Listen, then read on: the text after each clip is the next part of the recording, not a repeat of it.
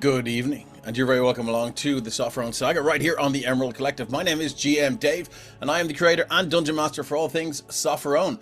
This is episode 79 of the Sopherone Saga, and do you know who else is 79? It's Danny Glover, only Danny fucking Glover. What do y'all think about that? Do you have a new guy every week? Happy birthday, Danny Glover.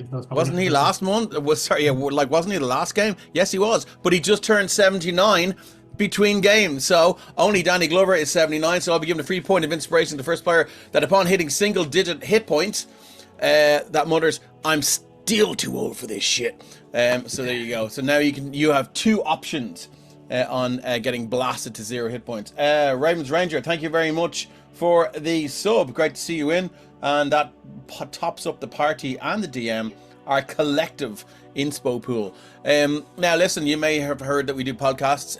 It is not a lie. You can find our first foray into the world of podcasting wherever you get your podcasts. It's Apple Music, Apple Music. You get a free BAP when you download a podcast. Apple Music, Spotify, all those places. No Silver Linings is a Call of Cthulhu podcast by Mark Corrigan of Shunnock Games and features 15 episodes of bone-chilling horror set in Silvermines, County Tipperary in 1919. That's available on all of your regular podcast platforms, podcast platforms now. And you can binge all 15 episodes on YouTube as well. Mixing and sound design for that podcast was all done by myself, so please enjoy every freaky, creaky floorboard. It's going to be one of those streams.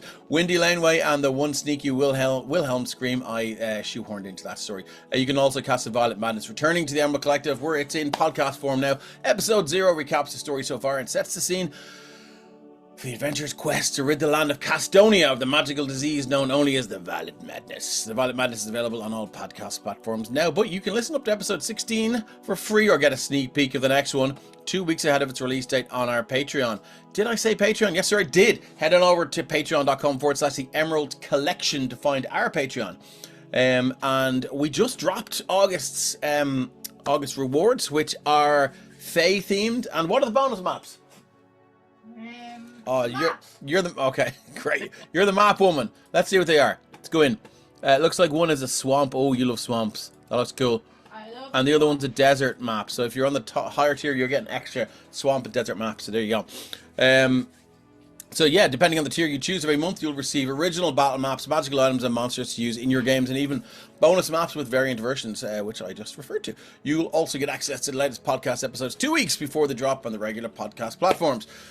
Discounted rates on selected items on Drive-Thru-RPG are also a part of that tier. Friends of EC rates with our resident cartographer, It's a Map, who's behind me, and you'll hear cackling all night long in this stream. And artist Liz Shangavi, formerly Zorp's art, and I don't know if she's the main trombonist. She's one of the trombonists in My Son the Hurricane, our Canadian cousins and friends. We'll even give you a shout out on our Twitch streams to say thanks for supporting us. Tonight's thanks goes to Christian Van Heaver. Christian, thank you very much. We love you. Now, if you don't have the coin to spare to sign up for the higher tiers, you can still hit that $1 tier and show your support. But wait, we also have a free tier that you can sign up for. You'll receive some free gifts for doing so, and some of our GMs, mostly me, have been known to drop some of the maps used on one-shots for folks at the free tier and above. And I just dropped during the week the Portal Prison battle map. So please, if you go over to our Patreon, sign up for free, steal the map, borrow it, take it, whatever you want, fold it up and put it in your pocket, but tell us how you use it in your game. Please drop into our Discord server. We'd love to hear what happened in your version of that prison. Now, you see all those lovely, this overlay as well is done by the magnificent It's a Map, who's right behind me again. But what do those shields and numbers mean on your fancy overlay, I hear you ask? Well, you can use your channel points to bestow boons upon the players and the GM. A boon grants a 1d4 to attack rolls and ability checks. If you sub to our channel or gift a sub to another, you can offer inspiration to a player or the DM. GM, looking in there, we're all looking good for inspos, and there's 3 in the pot, which is pretty good. But I mean, don't be afraid to drop more. Inspiration allows the reroll of attack rolls or ability checks, but not death saves. And please remember to state in chat who shall receive your boon. Now, let's meet our wonderful characters. We are down 2 players tonight. Hey, look, there's no harm in having a smaller, shorter stream. I'm not saying it's going to be shorter. It could be really short because I have something nasty planned. Anyway, speaking of really short stream and nasty, I'm going to start with Fona tonight. Fona, tell us a little bit about who you're playing, what's going on in his little brain, and all the rest of it. So, hi everyone, I'm Phonosaurus. I play Scales, the Dragonborn Barbarian of the party. Very nice, very sweet, very dim. And Scales has decided that it is time that he went home to seek out a present left for him by his parents in the house that they have moved from to go apparently retire to wine country, but possibly retiring to wine country in the presence of Valder. He's not really sure about that one, but either way, he's going to collect his present. So he has snuck away to not inconvenience the party while he nips home on the very, to his mind, short trip to collect his present and come back. So that's grand. What could go wrong, right? What could go wrong? And he has decided to pay 3 gold to a traveling caravan for the privilege of working for them as security while they give him a lift home. So. Okay. Thank you very much, Fona. I think we are going to go with Carrick next. Carrick, tell us a bit about you, your stream, which I think is on Tuesday, and who you're playing. Yeah, I'm Karg. I play Ren Oram, the transmutation wizard with a penchant for burning shit to the ground. Nice. Ren originally started this adventure as a human. Turns out that's only half the case. Recently has discovered his true lineage is that the Ellad that decided to teach him magic because he needed a job and took a job in a magic shop was actually his dad, not the blacksmith that was raising him and was brutally murdered and eaten by dogs. So Ren has arrived back in Artax with, I suppose, a chip on his shoulder for Lord Mithrasma, and he wants him dead. He's met up with the page, potentially made a dodgy deal, and with them to spy on his friend. That's not really what he's doing. He's looking out for Scales and thinks the page hopefully will help him do so. And yeah, that's kind of what he's doing. Classic wizard that wants more power and make alliances to get that. Thank you very much. Hey, Sticks, welcome in. Good to see you. Who else is in? Stephen, sorry, you're already here. Rep, thank you very much for coming in. Lumbering Paddy, great to see you. Glad to hear you're home safe, Rep, and settled in. Are you playing your home game tonight, Rep? Let us know in chat. There's Biggie Rick, Big Ricky MTC. What about you, big man? Good to see you. Thanks for dropping in. Carrick, thank you very much. Kiva, you're up next. Tell us a little bit about you and who you're playing. Me, I'm Kiva, and I am a player in this game. I also play over on DA Dungeon on their Marked for Midnight campaign, Monster of the Week game. And I am playing Theodore in this game. He is a just real angsty, edgy, totally unique in every single way. Blood Hunter, doctor style guy. He's fairly new to the party and still getting used to being around people that don't want him dead. So, Artax is his hometown, and he's a little bit nervous to be back so soon, since after he left in a hurry. Well, hopefully we can get him out of there. But we'll see. We'll see. Last but not least, we have Stephen. Stephen, tell us a bit about you and who you're playing. Well, good after morning. I am Stephen, your Paladin pal, here on the Emerald Collective Twitch, Discord, and whatever audio platform you listen to us on. If you do, if you don't, you should. And this evening, I am playing Eryxium Grimm, the full human half of the Brothers Grimm. He is a filthy multi-class. For anyone new here, he is a repentant sinner, meaning he is a Paladin Warlock. He is 27 years young and currently staring into a fogged up mirror with a message from his demon mother, whatever you want to bitch. What was that? I forgot to change it to his picture, sorry. Oh, okay. Well, give us a look at it now. There he is. All right.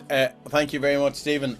I think we'll do a quick recap of what's happening in Sopherone. Well, Sopherone is a continent at war.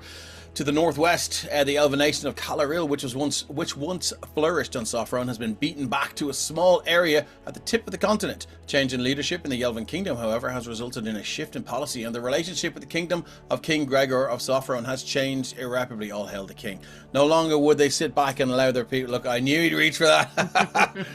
No longer would they sit back and allow their people to be subjugated by the human kingdom, and I'm on their side, for the record. Over the last few years, the elves fought back and retook the land on the western side of the Vertex Crux, which is a huge mountain range that separates east from west on Sopherone.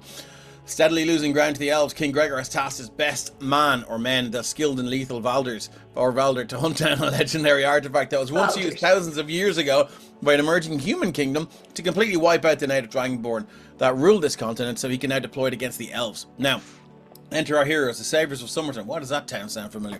A small group of ragtag adventurers who have stumbled across the king's nefarious plan and have dedicated themselves to putting a stop to it. Joined by the Brothers Grimm, the servants to the Temple of the Platinum Dragon in the city of Artex, they persevere against all the kingdom have to throw them, in the hopes of restoring balance to Sopherone. But now, we rejoin our heroes hidden away from prying eyes in the Mezelus townhouse in the city of Artex, huddled around a note left behind by the party's lovable barbarian Scales as he headed off towards Sumerton all alone. But first, if Scales' gift was so important to his parents, why didn't they give it to him before he left? Just what is Valder up to after the collapse of the mountain? And what the fuck? Jesus Christ, dog. Somebody at the door. Oh, is there? I was fucking frightened that absolutely living bollocks out of me. Whoa, that's not good. I mean, okay, if I had heart trouble, that would have been a way to find out. Anyway, what kind of trouble are Rixie and Mezelus in when they return to the temple? There's only one way to find out. Watch me clutch my chest. Let's play some D&D. Let's go. Okay, yeah, so here we are. As we finished off last time, the camera panned out as there was the caravan trail left Artex and headed north for the sleepy town of Sumerton and possibly on to Starpoint after Templetown as well. Scales sitting in the back of the last carriage, his legs kind of dangling and kicking and swinging there. Akio, the small halfling girl, the small halfling girl, this is just nattering in Scales' ear about like, oh, I've never seen a lizard born, and just waffling and bending the ear off Scales. I think she might even sort of challenge Scales' talkativeness. Verbosity is the word. But camera pans back, just past Dale's townhouse and back into the trade district as we see our friends reading the note. So, what are you guys doing? First thing in the morning here now. Scales has a good 12-hour head start on you. So, as far as I remember, Mezelus was the one who read the note. I don't think people had been told yet, so I'm assuming he's just outright letting people know, hey, Scales is fucked off. Yep. I'm sure Rixium can pick up for Mezelus there and tell us what he would do. Right, so it's morning or evening? It's morning, It is was it? morning time. Right. So Mezelus would have gathered everyone together. Robert has fallen into can't get through a wall. Apologies. No, that's the door locked. So Mezelus will gather everyone up, and he'll say, "Well, it seems our plans could be changed entirely. Scales has left." Or what do you mean Scales has left? Like wandering Artex, or? Well, take a look for yourself. And he will palm out the note. Yeah, so Ran players. Take a quick look over that. Read it again. Mezelus, Gawain is in the attic and fighting in hell. He needs a dagger in your dad's ring to open the door for him. Rephrasing. I have to go get my present, so I can't do it now. He said it was fighting and needs it now, so maybe you can do it for me. See you soon, like a day or two. Scales. So Ren was present in the house the time Scales found out about the present and stuff there. I'm assuming from my knowledge Scales has told us there's something in Sumerton, right? I think Scales did. I think you did. Well, I mean, Yeah, I'm pretty sure he did. Yeah, so I suppose Ren and Robert being the only two that were actually here when that happened is Ren's going to look at Robert and then just like sigh with like incredible levels of frustration. Scales is after fucking off to Sumerton. And I'm guessing has a good few hours head start on us. What kind of a place is Sumerton? Small sleepy village. It's where me and Robert are from. It's home. Who said that? Well, For I'm you not and from Robert are there. from, so I'll tell you what I'll do. I'll drag you over to the Sumerton map and everyone can see it.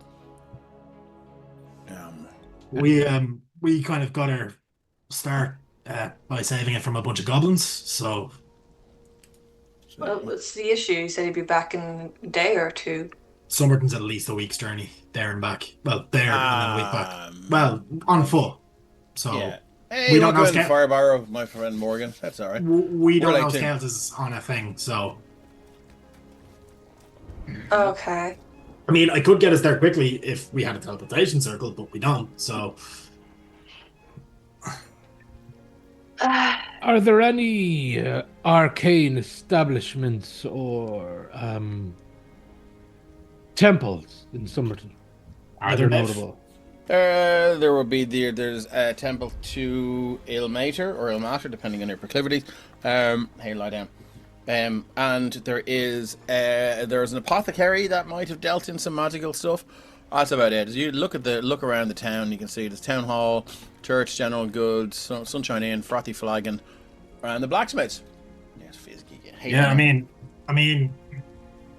your buddy Ilmater has a temple. Ran outside to Theo and the apothecary maybe, but I highly doubt the apothecary has that level of access to magic. Like I was in there a few times looking for stuff and never really found anything of much crazy importance.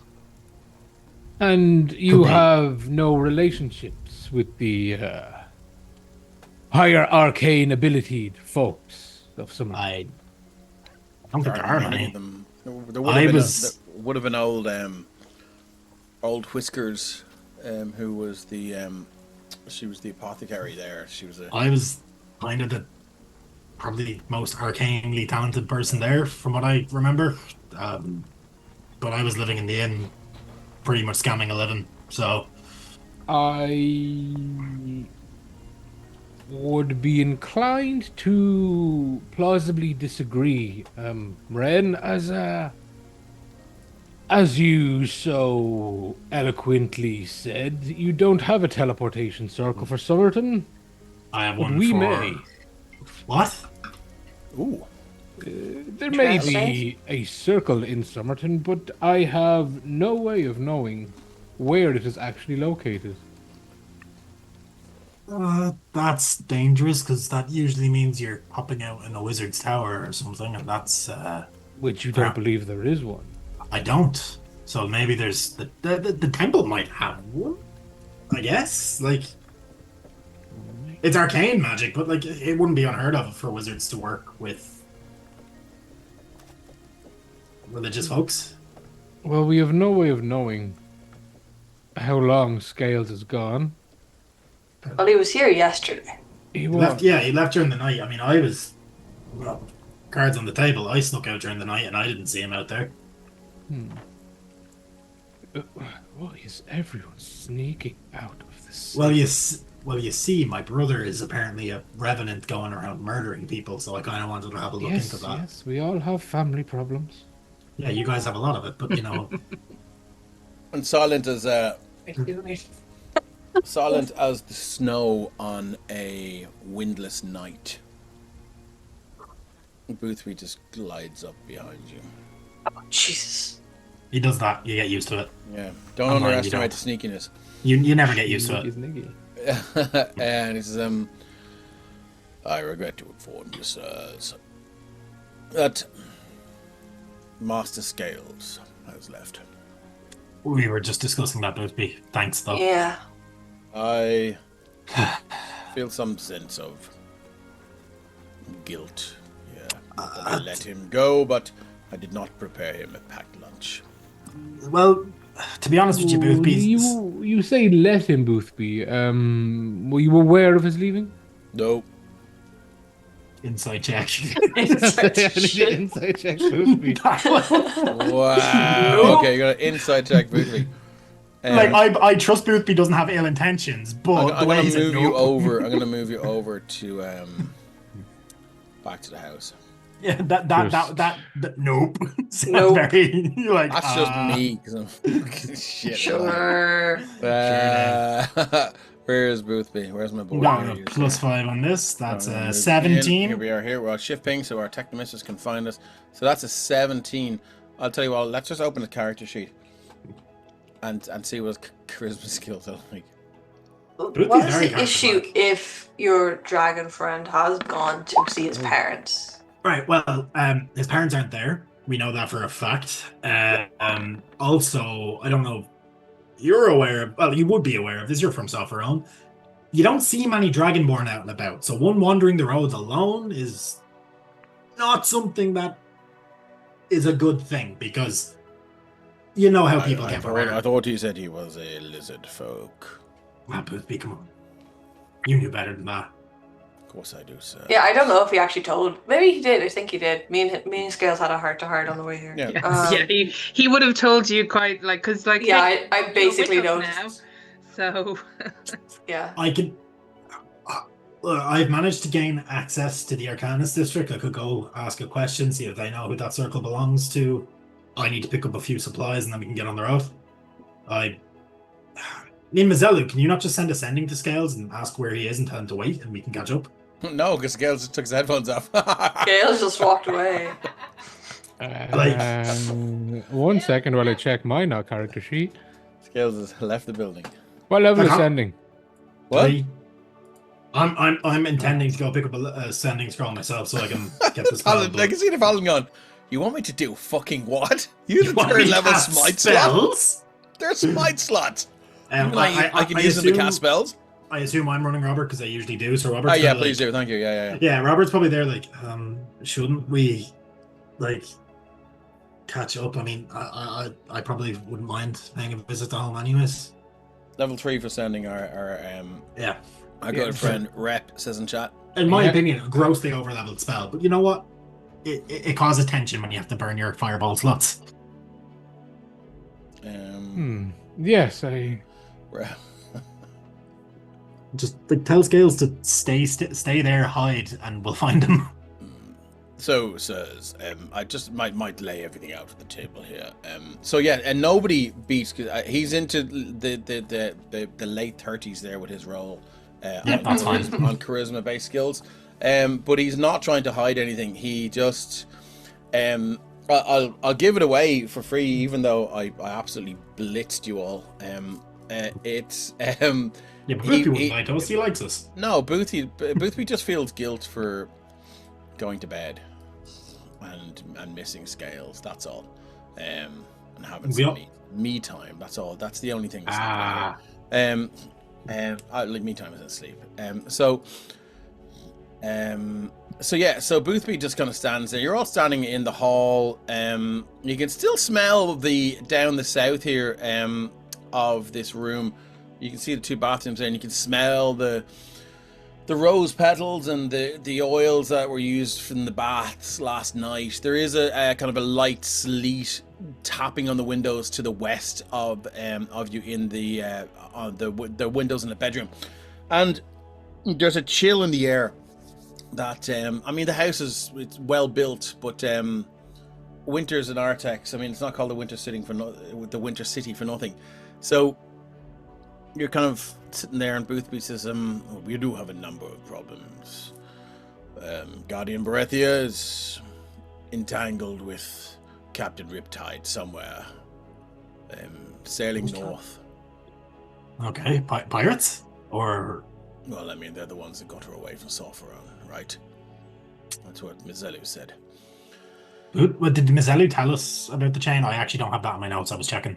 I think anyway, Boothby would have heard, and he's telling you, so it's an fair decision. And then he says, so there's that. We have our new friend Theodore here, who has a wanted poster, and might be difficult to leave the townhouse at this point, without a disguise. We have you, who is being hunted by a vengeful spectre, and we have Eryxium and Mezelus Jr., who probably have to return to the temple at some point and meet their new boss. Well, definitely not the same as the old boss. Well, If I remember correctly, Scales gave you his hat, right? Theo? Theodore? Yes. Sorry. Yeah, that hat is a hat of disguise, so that solves one problem. The Vengeful Spirit, honestly, maybe us leaving the city might get it to chase us. We can deal with that on the road a bit easier. I like that. Yeah, I mean, gets it out of the city, gets less civilians caught in the crossfire. Honestly, I don't Actually- think any civilians have been affected yet. well, when I say caught in the crossfire, I mean, I would assume this Spectre spirit thing is quite a proficient spellcaster if it was moonlighting as me, so magical crossfire. I don't want to burn any houses down, and I don't think that will have any qualms about it. Would you like to look at the list you received? I would actually. Ren is going to pull out the list. I thought you did, no?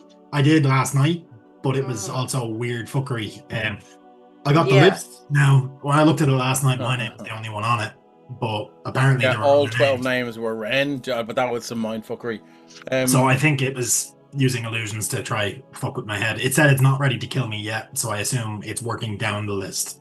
It definitely So, use Ren both of- is both going of his to- illusions. And yeah, so you can see Terence Trifletoe. 1 second. I need a pen. What pen? What pen? Terence Trifletoe. Jasper Creamhorn. Shush you. No, never. That's a really unfortunate name. Yep. Yep. Full of everybody. Garth Fishhook. Trifle, cream, and fish. Okay, they're interesting. It's a recipe. Fucking horrible. Yeah. I wouldn't trust that one. Johnny Baylor.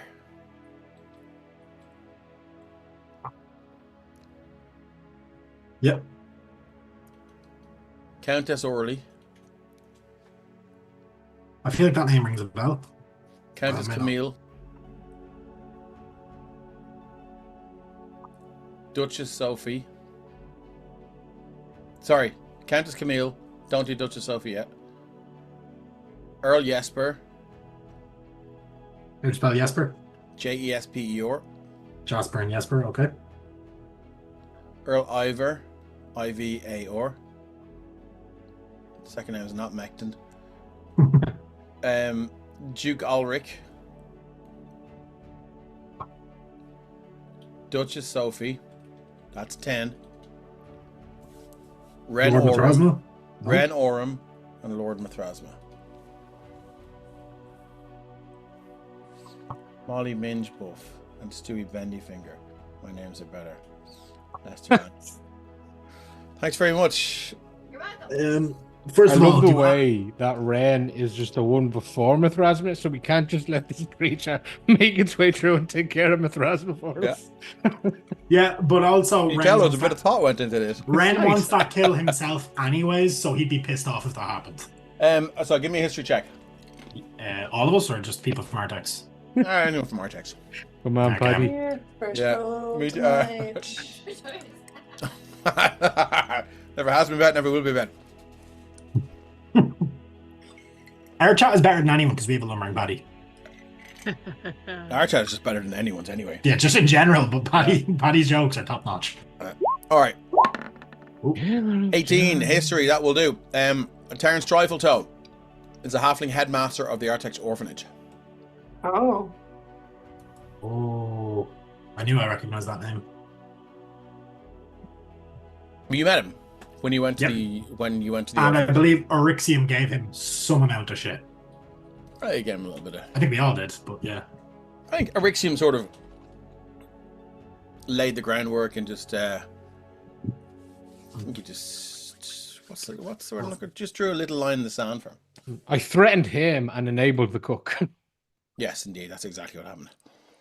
That makes sense, though. He was the kids are going from the orphanage down to the Underdark to the Mind Flayers when they hit a certain age. So, I mean, yeah. you can't prove that, but oh yeah, but we know that. We just don't have the proof. yeah, that's exactly what I just said. Right. I don't need to prove. Listen, I'm not a cop. I don't need proof. I'll just fucking. I'll just start Not a blasting. cop. It's okay. Not a cop. Welcome. Hey, Garmick, Not welcome in. anyways. Good to see you. So while you debate this, I'm going to move us over to Scales and Akia. If this fucking thing will move. There we go. Boop. Does this move? Is this thing on? Where is it? Okay, I have to move you to a few places first. Because it won't scroll with me. Boopty boop. Way to Sumerton. What a lovely room of death. Indeed. Indeed. Now. Did Kate do a map special called Way to Sumerton? Thank you, Yeah. Kate. Oh, yeah. I named it because I need to keep all my map names really fucking simple and obvious. I assume you have at least 5 million at this stage. So I think you saw it, did you? Can you see it? No, you can't. Yeah. So, how did you guys see it was called Way to Sumerton? yeah, it doesn't usually tell us. You just told us. Oh, did I? Okay, sorry. Okay. Well, that explains that. Okay, cool. As you guys, let me just move to my GM layer, because there's something going to happen here. Scales. Akia is chatting and chatting and chatting and chatting and chatting and chatting and chatting. And is Akia sitting up with me at the front of the wagon? Only because the map that I got from Kate doesn't include the back of that wagon, so Oh, okay. I had to put you up the front. But that's fine. Where are we? There we are. I'm just wondering, like, do the rest of this caravan party see Akia now? Because Akia was hiding and like hitching a ride. Yeah, they do. Okay. And she's there came a scene, boon for Scales. There came a scene where the caravan master, big burly guy, almost like a half ogre looking guy, is like, who the hell are you? And she sort of bribed her way on, and she's now This sitting is my with friend Akia. Akia, and she's like, all right, Scales, yeah. And her voice may have changed from the last episode because I can't remember what it was. She's like, how many scales have you got, Scales? Have you ever counted them? How many scales have you got? I've never counted them. Do you want to help me count them? We should count them. Yeah, there went 3 hours. Of Stop moving. Stop off. Start again. 1, 2, 3. And it's around about this time she goes, listen, it's a lovely forest. Look at all those statues. Statues? Where are the statues? And you see there are a number of sort of looks like a bunch of stone adventurers, maybe. It's just like The important thing I've learned about statues is you always have to read the plaque that's on the statue, because that will explain about the important person and why they were important and got a statue made about them. Yeah. And she goes, all right, let's run over and check one out. And she jumps off the wagon here, and you can see now there's a bit of activity up here with one or two of the caravan guards. Sorry, I've got water on my keyboard here. One or two of the caravan guards as they're sort of, oh god, I hope we're not 2024. Oh, sorry. Are they 2024? Dave, if this is what I think it is, you are cruel and evil and poor Scales. Journeys to anywhere are not very good. And you can see now there are 4 caravan guards, Scales, and Akia runs up. She goes, oh look, I found one. And it's right about this time from out of that tree scuttles this huge creature. Its eyes sort of flashing with this molten grey sort of glaze. And you can see now this, Scales, I think you've seen basilisks before. This is way bigger. Looks way hungrier. And it's around about that time it looks at Aki, and Aki goes, Scales, help me! And you can see Akia's arm just beginning to just turn to stone. She looks down, she looks to her next arm, and this arm is coming to stone, and she reaches up to try and grab her face, and the transformation is too quick, and you can just see hands above eyes, these sort of stone pigtails and these wide eyes in terror. As I need you and everyone else here to roll initiative, please. And we have Stone Akia there. I think let's change the music We're going to bop in and out of this combat, and we're not going to do a full combat in one go. Just before we switch perspectives now, Yeah. does Scales know what this is? Would he? Would he have read enough stories or been told enough campfire tales? You've seen a basilisk before, I think. Okay. Let us know what the music is, guys. I'm going to get these guys. Now, hold on. I hope to God I clear the turn order, lads. Because I'm brutal at that. Yes, I did. Okay, cool. So let's go turn order. Let's go back to that. Boop. Let's go initiative. Boop. Boop. Boop. Boop. And Scales, you're in. I am. The caravan. How to know which NPC the DM doesn't like. Chop off the arms, quick! Run, Scales! Okay, cool. We are back in. So let's get this turn order going. You would know what this is. You know it's Dine Sherrock. So we're gonna go with Sniper Ranger first, which is here, and they're gonna make an attack roll. We're gonna go with the longbow. Boopity boop. That is a 17 to hit against this creature. Its AC is. Let me find out for you now. Where am I fucking putting character sheet? Hello. Is there anybody in there? Yes, it is. Okay, Greater Basilisk. It's 16, so that's a hit. So we're gonna go with one hit. That is 9 points of piercing damage. She made it bleed its own blood, and you can see now as this Sniper Ranger here sort of jumps and vaults onto the back of this canopy here, so you can see her legs sort of balancing as this thick tarpaulin is not made to sort of hold anyone standing on it. The horses are beginning to scatter and sort of whinny in fear as she just looks up and draws a bow,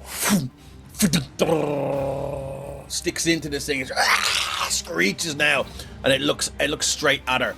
Unfortunately, I didn't even roll initiative for that thing. Sorry, that would help, wouldn't it?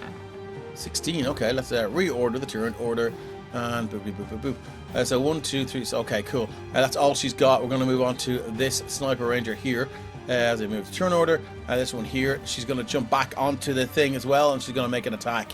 Coming at you like Cleopatra. Here we go. Long bow. That's a 14. That is a miss. As she just the horses now are beginning to panic. Music level's fine. Thank you very much, Rep. And the horses begin to panic now, but the caravan master is like,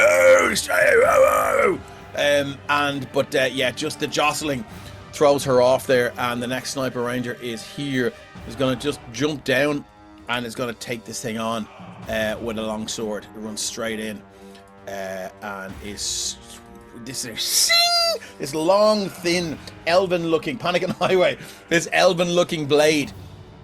As she, it's actually a short sword, but it is. Oh, look at that! It's 26. She swings. It's a 16. Beats it with the short sword. Here we go for the damage. That's not going to get the top. So 9 points of piercing damage. She sticks it for 9, and it shrieks, thrashes out now. Its body rears back, and the forearms that are sort of down in the front of this creature, as you can see here in the wonderful art, these long talons begin to just rake the air. But unfortunately now it is the Greater Basilisk's turn, and it is pissed. So let's see what it can do.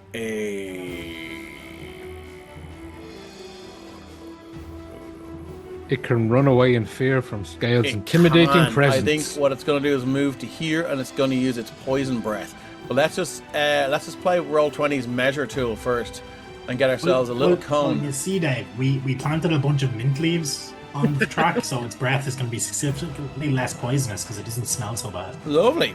So it breeds poison in a 30-foot cone. I always go from the center of the token. I'm sure Scales has this, so I'm wandering off to be a paladin. Best of luck with the game tonight, Rep, and do let us know how you got on and what are you running. I always go from the center of the token when it comes to poison breath weapons. So let's just see how we get on there. 30. Yeah. So we're gonna get these 3 in it. So here we go. Boopity boop boop boop. As it sort of, so we're looking at 49 points of damage. As this thing sort of rears back, you can see these parts of its body that are protected by the scales, and you can see it almost like they bubble out like large balloons as it breathes in. The air rushing through whatever these poison sacs are, merging with whatever liquid is contained within, and then it becomes this gas as it breathes it out. It's this thick grey, almost sort of dark charcoal looking stuff, and it just breathes out. It's gonna hiss, and we need a DC 15 Constitution saving throw from all of these guys. So let's go do the one that's right in the middle first. Con saving throw. Boop. That's a 15. Meets it. Beats it. So we're going to take 24 points of damage. Ouch. This one here is going to do the same. Con. Not 20, so that's alright. Going to also take 24 points of damage. And this one on the back here is going to do the same thing. Here comes Con. That's a 6 or 6. We'll take the 6. And that was 49 points of damage. Okay, minus 49. Boop. As you can see this caravan guard now beginning to kneel down and choke, grasping their throat. You can see blood pouring out of their eyes, their nose, and their ears. And there seems to be blood just sort of pooling out of the skin as well, almost like this poor unfortunate elf half elf is sweating blood. They drop down and roll off the thing, land there. That was its action. It also has its petrifying gaze, which I should have used. Was that not used pre-combat? It should have been. No, but it's an ongoing thing. It's not an action. So I'll drop it in. If a creature starts its turn within 30 feet of the basilisk, and the two of them can see each other, the basilisk can force the creature to make a DC 15 con saving throw. If the basilisk isn't incapacitated, on a failed save, the creature magically begins to turn to stone and is restrained. Wouldn't be the first time Scales will turn to stone, in fairness. It must repeat the saving to the end of its next turn. Of success, the effect ends, and a failure, the creature is petrified until freed by the greater restorations or the magic. Creature that isn't surprised can avert its eyes to avoid the saving throw at the start of its turn. If it does so, it can't see the basilisk until the start of its next turn, when it can avert its eyes again. If it looks at the basilisk in the meantime, it must immediately make the save. Basilisk sees its reflection within 30 feet of bright light, mistakes itself for a rival, and targets itself with its gaze. But that is information that you don't know. I like that last part. Point of interest, would looking at the toe of the basilisk be considered as being caught in its gaze? Okay, you have to totally not be looking at it. Okay. Yeah, you have to totally not be looking at it. Totally not be looking at it. Okay, so I'm going to give this one a DC 15 Constitution saving throw because they attacked it, which I had to do to look at it. Here we go. Fuck me, they're rolling good tonight. That They've was seen fine. Jason on the Argonauts. Oh, yeah, you better believe it. Coming at you like Cleopatra, another con save for the one right beside it. That's a 10. Okay, so it's failed the con saving throw. So I'm going to give it a red dot, so we know. And then this one here has taken its turn, so we're going to give it a con saving throw as well.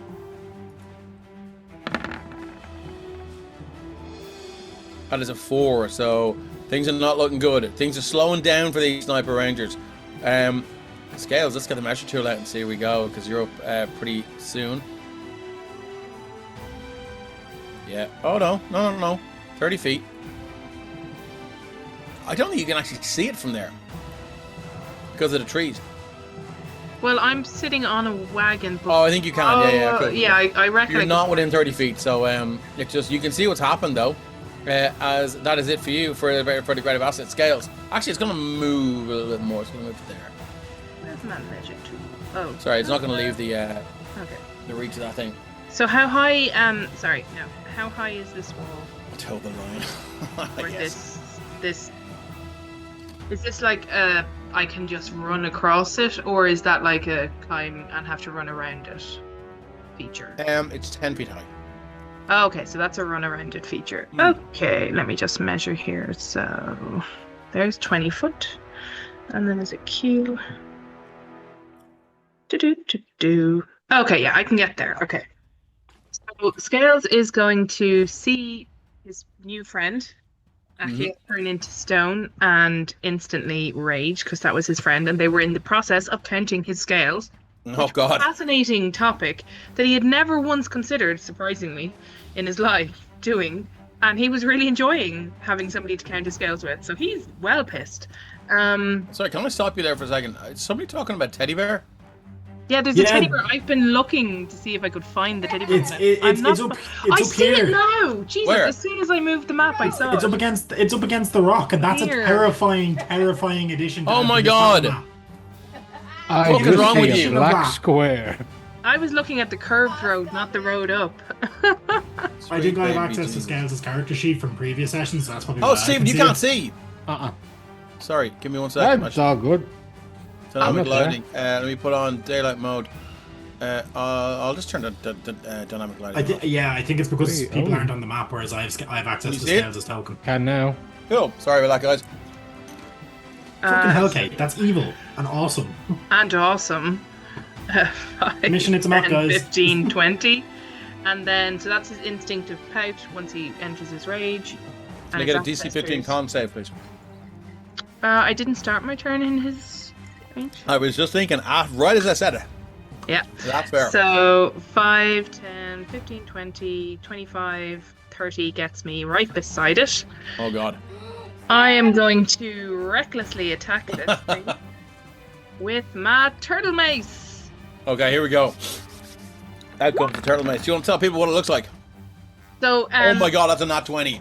Scale started with just a normal morning star, and he was very sad when he actually found a magical sword because it made more sense to use it. But he really liked bopping things on the head with his morning star. It's kind of just like a ball with spikes sticking out of it on the end of a long stick. You know, the stick has been replaced many times, the current one he made. But when he had his awesome day of awesome in the magical district, they made it magical for him, so now he can bop up with his morning star again, which is now a turtle mace, and it does magical damage. So he was a very happy Scales with his most awesome day ever, it has to be said. And look, it delivers the goods when needed. Okay, cool. Lovely stuff. Scales, as you Did I bop twice there? No, I didn't. you bopped bop once with a twice fucking there. nat 20. Yeah, and I'll bop again for my alternate swing, which was 18 will do a heckin' 18 to hit. or 20 to hit actually, because I'm at advantage. So Okay. I'll give So you what are the we? 8, 8, D1 16, and 3 is 19, and 7 is 26, 29 points of damage. So Oh, Jesus, D100. Good call. D1 hundo. Let me catch up. Get my little Hoosha Magoosha up here. Turtle mace. I have What'd to you fight get? the turtle mace. 38, that's not bad. You're able to maneuver towards your opponent while attacking and attempt to harass them. After an attack, you can choose to attempt to grapple your opponent if you have a free hand, or shove them if you have both hands are in use. So you attempt to grapple if you want, I don't know. If I'm grappling it, can I not see it to be turned to stone? Because I'm like, Unfortunately, it's such a chest. frantic and frenetic activity. You're bound to make eye contact at some point. okay, though I have a few things here. I think I have to find them because it doesn't happen all that often. With a brutal critical, I can roll 1 additional damage die when determining extra damage for a critical hit with a melee attack. Oh, nice. Okay, so so let's I get your. 1 more. If you just click your turtle mace, Oh, I'll click the the turtle words mace that should on do. We'll just take the critical dice attack. roll. Don't think you get any mods here. So if you click. I have the- to click it on my Yeah. sheet. Oh, do you? Okay. Sorry. I think. Just roll a D8. But I just want the Isn't it? damage, isn't it? One time with the damage. There we go. That's another 11. No, it's not 11. It's another 6. 4. Isn't that right? 6. Oh, 4. 1d8 plus 4, so 4. So you got 6. Sorry, 6, 4 plus 1. So another 6. Scales as you Damage? run up towards this thing now. You can see your what are they called? Your Ancestral Ancestral Guardians. Guardians. Thank you. Why could I not think of that? As you see your Ancestral Guardians pop out now. Again, they used to appear in the middle of whatever they were doing in the afterlife, like making flat pack furniture or arguing over how to cook meringues or something, whatever it is. And you can see now, but they just appear now, all solemn and sad, with just the hoods up. And they look at you, and you can see, and they pull out these sickles and other weapons, and sort of weapons of a farmer, and they have your back here. But as you run in and you take these two strikes, you can hear the crunch of scales. Not you, but the scales that are armoring this basilisk now, as they're driven inwards now. And what was once its armor is now actually the source of its of its pain and injury, as these scales are being driven in through the soft flesh beneath. It screeches again. And see the teeth now bearing down upon you. But is that it for scales? Well, once per turn, when I hit a creature with my magical Morning Star, you must succeed on a DC 15 Strength saving throw or be pushed back 10 foot. Okay. Coming at you. Don't know if that'll roll you over one of the cards, but... Boop. What do I need? DC 15. No, I'll take that. Okay, cool. So, do you want to... it'll be pushed directly away from you, so boop. Boop. It's forced movement, so you don't get an attack of opportunity. Yep. And then Scales is going to use the last bit of his turn to sensibly yeet himself over this 10-foot drop and drop down. Very clever. He's not a total imbecile. He has some tactical thing, especially when he's raging, because when he is raging, Scales is at his most calm. Very, very impressive. Can I just say, though, that I think you can still see it. I will need you to declare that you are sort of either going prone or putting your back up against it. And if you hold down the Alt key, excuse me, roll 20, you can sort of scooch your token in between squares. It doesn't snap to the square. Oh, okay. Well, no, he's kind of like, he can turn his back if you need him to have turned his back, but he's definitely kind of like, he's aware he doesn't want to be seen, so he's kind of crouching. Okay. Not like going down on his hunker. You're not going prone. You're using that to sort of... Okay, it's all kicking off the chat and I'm missing it. Is that it for Scales? That's it for Scales. Okay, I'm going to start with this Sniper Ranger, who is within 30 feet and is going to make another Constitution saving throw as it looks at it, attempts to draw its bow. But here we go, Colin, DC 15 from the Sniper Ranger. That is an 8, so you can see she looks down in horror now as the skin on her neck begins to go this pale grey, and her fingers, once quite deft, sort of snatching these arrows from the quiver. You can see she drops one as her hands and her fingers don't seem to obey her commands as much as they used to. I don't want to see if that counts as any sort of condition on the first one.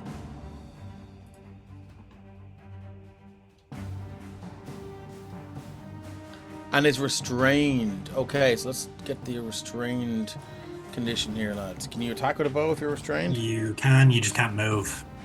Okay. So I think generally how people usually explain that is that you start to freeze from your legs up. Yeah. Restrained creature speed becomes 0, can't benefit from any bonus to speed. Attack rolls against the creature have advantage, and the creature's attack rolls have disadvantage. And it's a disadvantage on dexterity saving throws. That is good to know. So here we go. You can still do it, my friend Sniper Ranger. This basilisk is rude. I do not like it. It is very nasty, Kermit.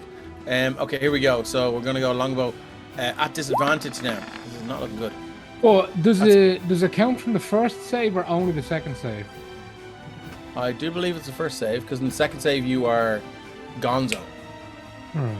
On the failed save, the creature magically begins to turn to stone and is restrained. Oh, okay, I misread. Sorry. That's okay.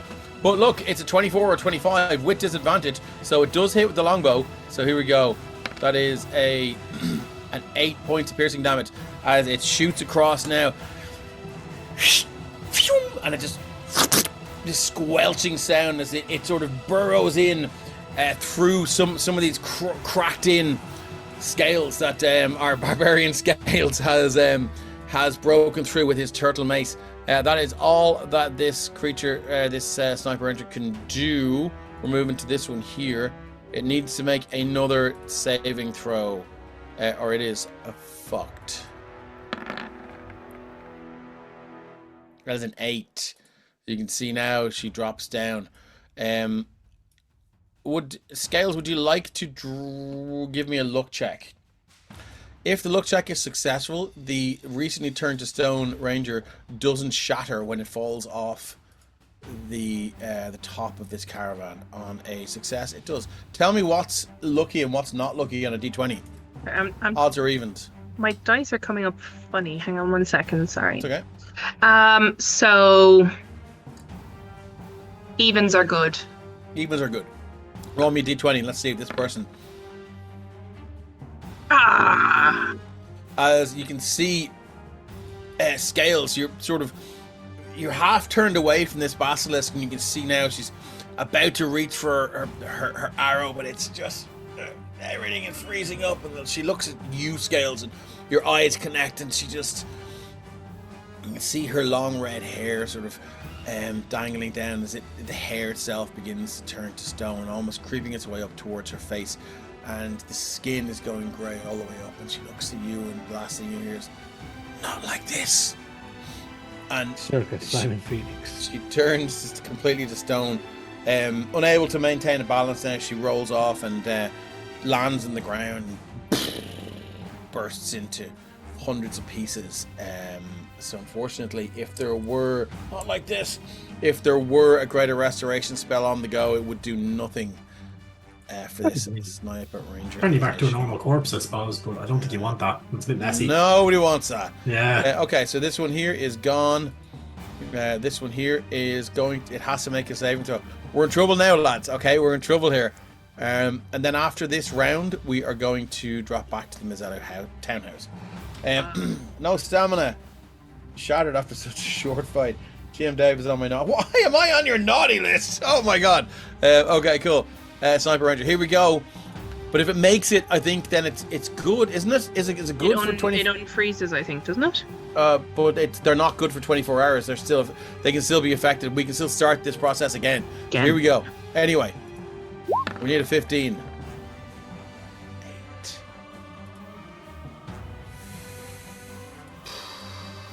You can see this one here is about to swing the sword, and it's like the creature just turns and looks directly at it. The eyes flash, and you see this look. Yep.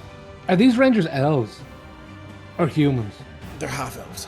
Do the elves have resistance to magical effects to have elves? It's just throwing. Elves have resistance to charm and sleep effects. That's not about a it. effect, unfortunately. Turning to stone is permanent sleep effects. I don't know. Hey. So, as you can see now, she just swings. But this creature turns to her, and you can see its eyes flash with this sort of great brilliance. And again, just this petrification effect accelerates now. And this one looks over their shoulder at just spies Akia with this look of terror on her face, and looks to Scales. Scales is nowhere there. Sees this ranger falling off, and the sound of the statue crashing into a million bits. It's the last thing this creature hears. She goes to try and say something, but it's a croak, and then completely turned to stone. So I'll give her a little purple one just to say that she's turned to stone. Not necessarily dead. There we go. We don't have but we enough will gold take to her be out of the great restaurant and all turn these order. people. We're back with the greater basilisk, who is going to make its. Oh, hold on. Let's see if we can do its poison thing again. 5 or 6 on the recharge. Would you like to recharge that for me, Scales? Give me a d6, and please roll a 5 or a 6. 4. No. So it doesn't. So it's going to make its way. You are the closest. 5, 10, 15, 20. Fortunately, it is attacking from an elevated position, so it's going to have an advantage on you. So we're going to go to multi-attack. The basilisk makes 1 bite and 2 claw attacks. Here comes the bite. Natural one. That's a 20 to hit. Hits. You're going to take 19 piercing 15 poison. I think I do take all the piercing. Don't. You're raging. You're so you'll raging, so you take- should take I'm half the piercing. raging, so sorry. I know I don't take bludgeoning.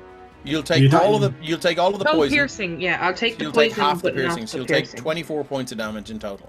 24. If you have any sort of resistance to, yes, grab a horse. Even, My resistance, I think, is to Acid. acid. Yeah, so Okay, 24 cool. points. Yeah, so it scuttles forward now. You can see all of its 8 legs sort of, they almost dig into the ground and surge forth, and you can see its eyes flashing again as you sort of look up, and its jaws part, and then you can see this bottom part of its jaw cracking as it extends its jaw. It's like this sort of lower part of the jaw. In the jaw, it goes even lower again with a sickening snap of cartilage and crack as it just crunches down the scales. You feel this intense pain, but more worrying. You feel that dum dum dum dum dum dum. This hot poison begin to just course through your veins now, burning from within as it takes 2 swipes with its claw.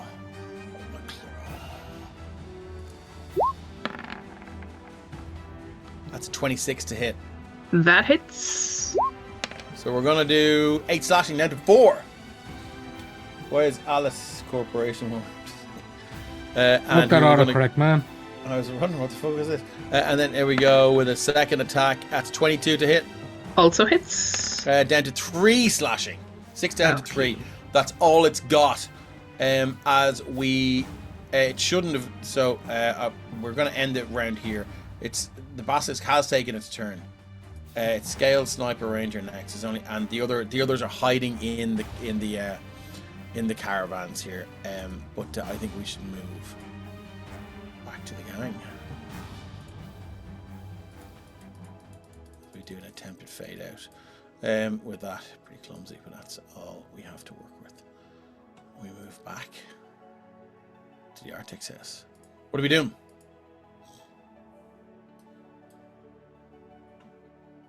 Pass next question.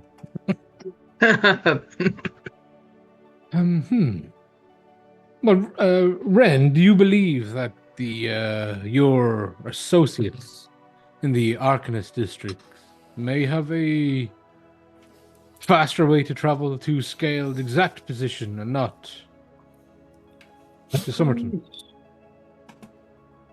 They do seem to have an interest in scales, so they might be able to teleport us directly there. If they're more, I can't redo what I did to get us out of the Underdark. What That was a kind scroll. of interest in scales? It's hard to say, but they gave them that hologram thing that allowed them to communicate before at some point. Honestly, from the feelings I get, it seems like they're looking out for him. Perhaps they'd like to do it again. You said you needed to acquire some things there as well. Need Did you? a scroll of sending because I think it's handy for the 2 of us to be able to send messages. Yeah. When we're down Dark, he's after Dark going home. I mean, that reduces our ability to communicate with others if either of us are exhausted. You hear a knock on the door, on the front door, and Boothby's like, "I'll get it. Oh, you'll get it." 80s reference cartoon there. If anyone gets it, please throw it into chat. Theo, stand at a view of the door if you wouldn't mind. You guys are up in the landing, so that's okay. Boothby sort of trots down the stairs, and he opens the door as I'm going to move us over here. I don't know if you guys can see, but and you can see it on the Twitch. He opens the door, and you can hear some mumbled. So hey, welcome in, Solid 10 D&D. Good to see you guys. Haven't seen you in a while. I hope everything is going well. How is your campaigns going? Coleman. Let us know how things are going. It's Solid 10 D&D world. Good to see you in anyway. What's everyone's passive? 13. Oh, Perception. Sorry, I should say passive perception. 18 for Mez and 14 for Elixir. like 11. Sorry? We have to move somebody so we can see on the map. Oh yeah. So I'll just drag you over. No worries. Can you not see through Boothby? Oh no, because then you would see his hit points. Nobody will. 6,762. Do you know what? I'll just drag you all over here. No, Boothby's fine. Are we okay? You're okay now, yeah. Cool. Thank you very much. Yeah, okay, cool. And as you... I'll just shift ping. There we are. We're there. And Boothby opens the door and you can hear some... yes, Master Boothby. Any word from the Mezelu? Mezelu boy. The church, worried. Him and his party were sent to retrieve some temple gods. I'll stop you there, sir. Unfortunately, there has been no word from Master Mezelus. I'm going to roll him a deception check. 24. Oh, huh.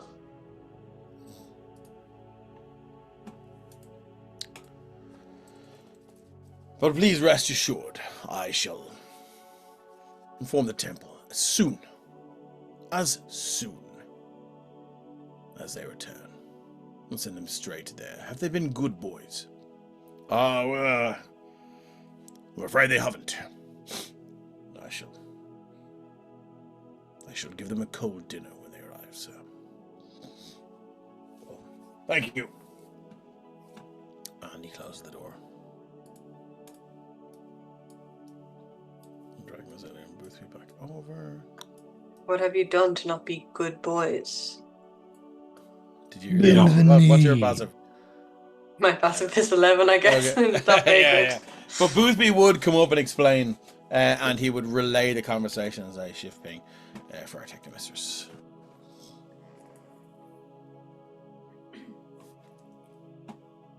So feel free to answer the question because Boothby would have told you. We haven't bent the knee. Yes, The church, from the sounds of things, is under new leadership, and I don't think the Mezelus approve. Boons for the boonless. Love it. Hey, Sparkles, man. Well, the Mezelu and the Grims. Sorry, not the Mezelus. yes. You seem to be confusing my surname for the fact I share my forename. That was a Carrick fuck up, not a Ren fuck up. He wouldn't. I'm keeping it in. Nah, I have an 18 in intelligence. No takesy let it slide. backsies. I'm not as smart as my character, okay? Ren has to be imperfect sometimes. He is most of all the time. When has he ever been perfect? Who was it, Boothby? Someone in particular, or just a temple messenger?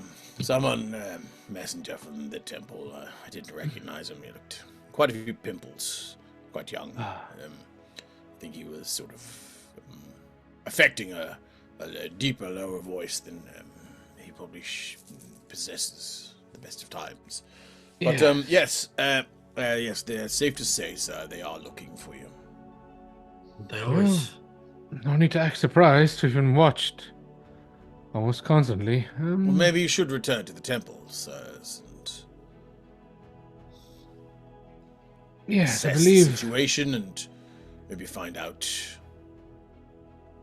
Perhaps, Ren, you'd like to go to your Arcanist district. We, myself and Erixium, could travel to the temple, find out who Berethia's supposed successor is, and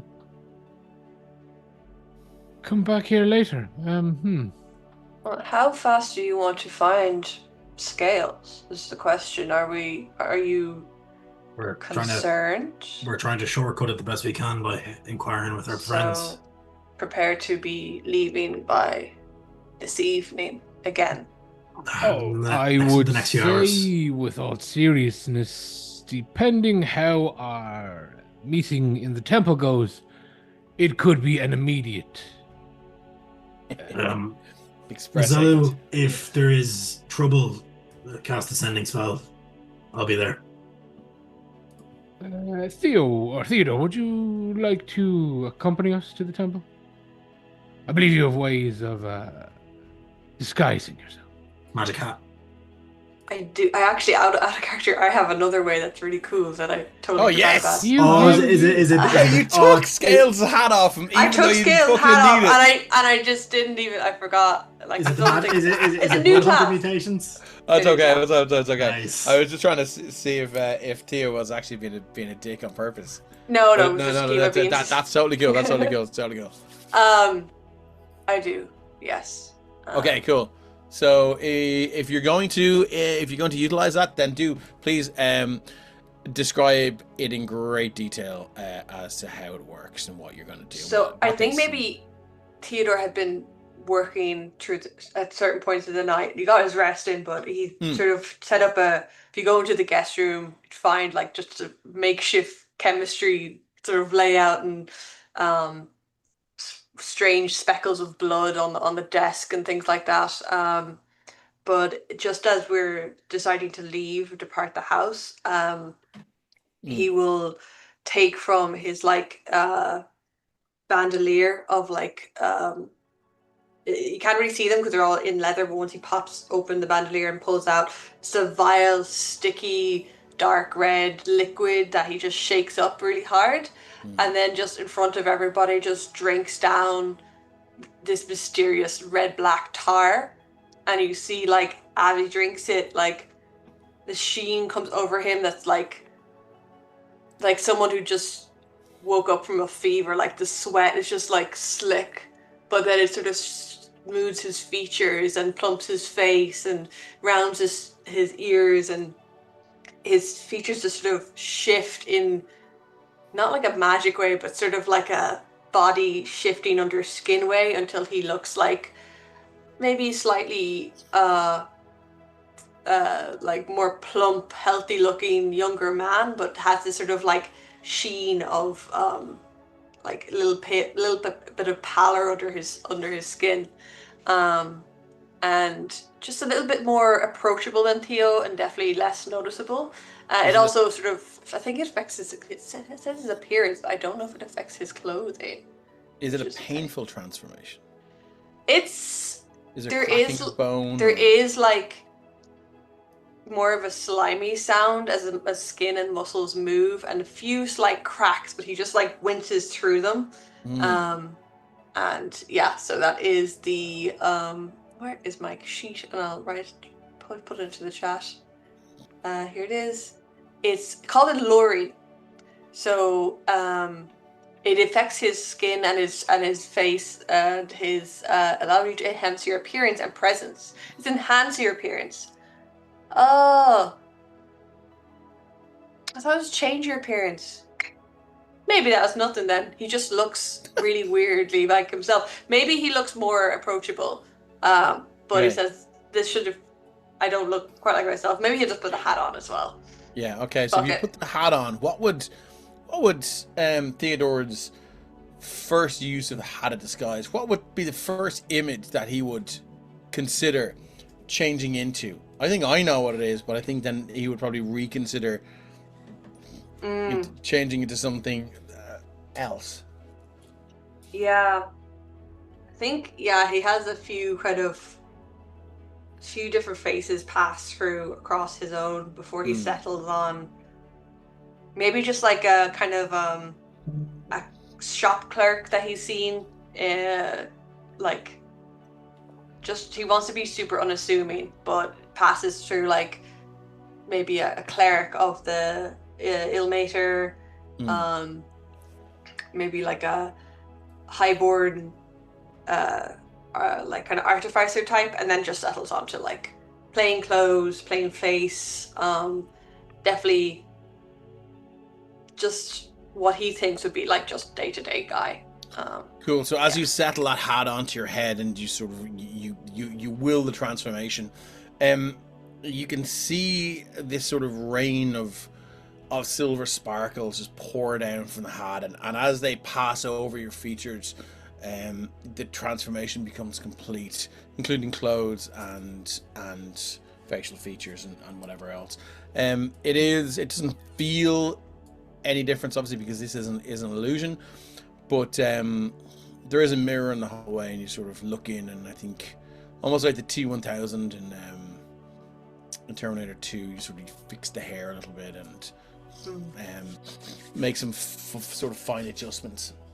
But yeah, with that, Theodore, you are good to go. As Theodore stares into the mirror, making his final adjustments, over his right shoulder, he just sees the real Theodore standing in the gold jumpsuit, silently staring at him. As a Rixium cast nice. silent image in the corner. Okay. It's my favorite use of a smite slot that's not a smite, is when Rixium just fucks with people. You can do silent Wow. image for free. Oh, can you? Oh, nice. Ren just Something, joins so I'll in. have to get something. Ren just joins in with his minor illusion, just making a smaller version dancing. Wow. This is. I thought you all wanted men and I seem to be amongst children. You have to listen, you dive into enough dungeons, you have to learn to enjoy the little things. Every day could be our last.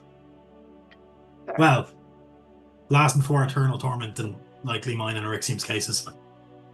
Oh, Yep. I don't think I've fallen that far yet. Anyways, I'm going to go to the Anyways. Arcanist district. You guys let me know how you get on with the temple. Meet back here as soon as possible. Yes, Robert, I don't know what you're doing. If, perhaps you could have some rations prepared in case we need to depart in a hurry. That would be appreciated. And if there's any way to soundproof that room upstairs, that ghost thing is talking again, apparently, according to the letter, and I don't trust it. Just stay out of the room. Everything will be fine. Okay, cool. So I'm gonna go with Ren first. As you leave the house, are you disguising? Hey, you need to lie down there, Yep. girl. Um, You're disguising yourself. I can free cast Disguise Self once per day as with my Shadow Touch feat. So Cool, let me as Ren, kind of before he steps out of the house, he just drags his hand across his face, and like a spectral version of the Spectre's mask forms, melts into his face, and his face changes. Okay, cool. It's it nondescript. Like his eyes change from that kind of like the standoutish purple color that they normally are to just your plain brown. His face, his hair, which is now probably about shoulder length from the time in adventuring and not cutting it, and the magically aging shorts up into like a crop haircut. Bigger nose, human ears, weird kind of fucked up teeth. Just looks like an Okay. average commoner. That's cool. So, Ren, I'm going to take your token. Mhm. I'll move you as you head out to the trade district. Take us south around the temple district. I'm gonna move us over here to, and I want to describe this before anyone reacts, please. Yes. So as you move along, you're making your way through. Shift ping. Out of the trade district, and you can see now the city of Artax it's a bustle again. There's the noise from the trade district and the squalors are almost overwhelming the temple district, sort of mostly eerily silent. The crack and clatter and shattering from the ice district as these large cubes, these massive lumps of ice that are shipped down the river are sort of picked up by cranes, and they're broken up and down into ice cubes and other things. They're put into crates and kept in cold storage for transporting items like meat and stuff like that need to be kept cool. The water district again taking what's left over and distilling that ice into water down the bottom there. The squalors again, I just discussed. But as you walk by the Sapphire district, you hear the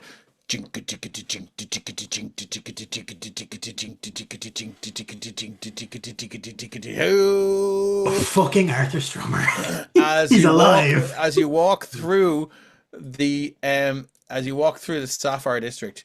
Are we gonna get our music back? Where is our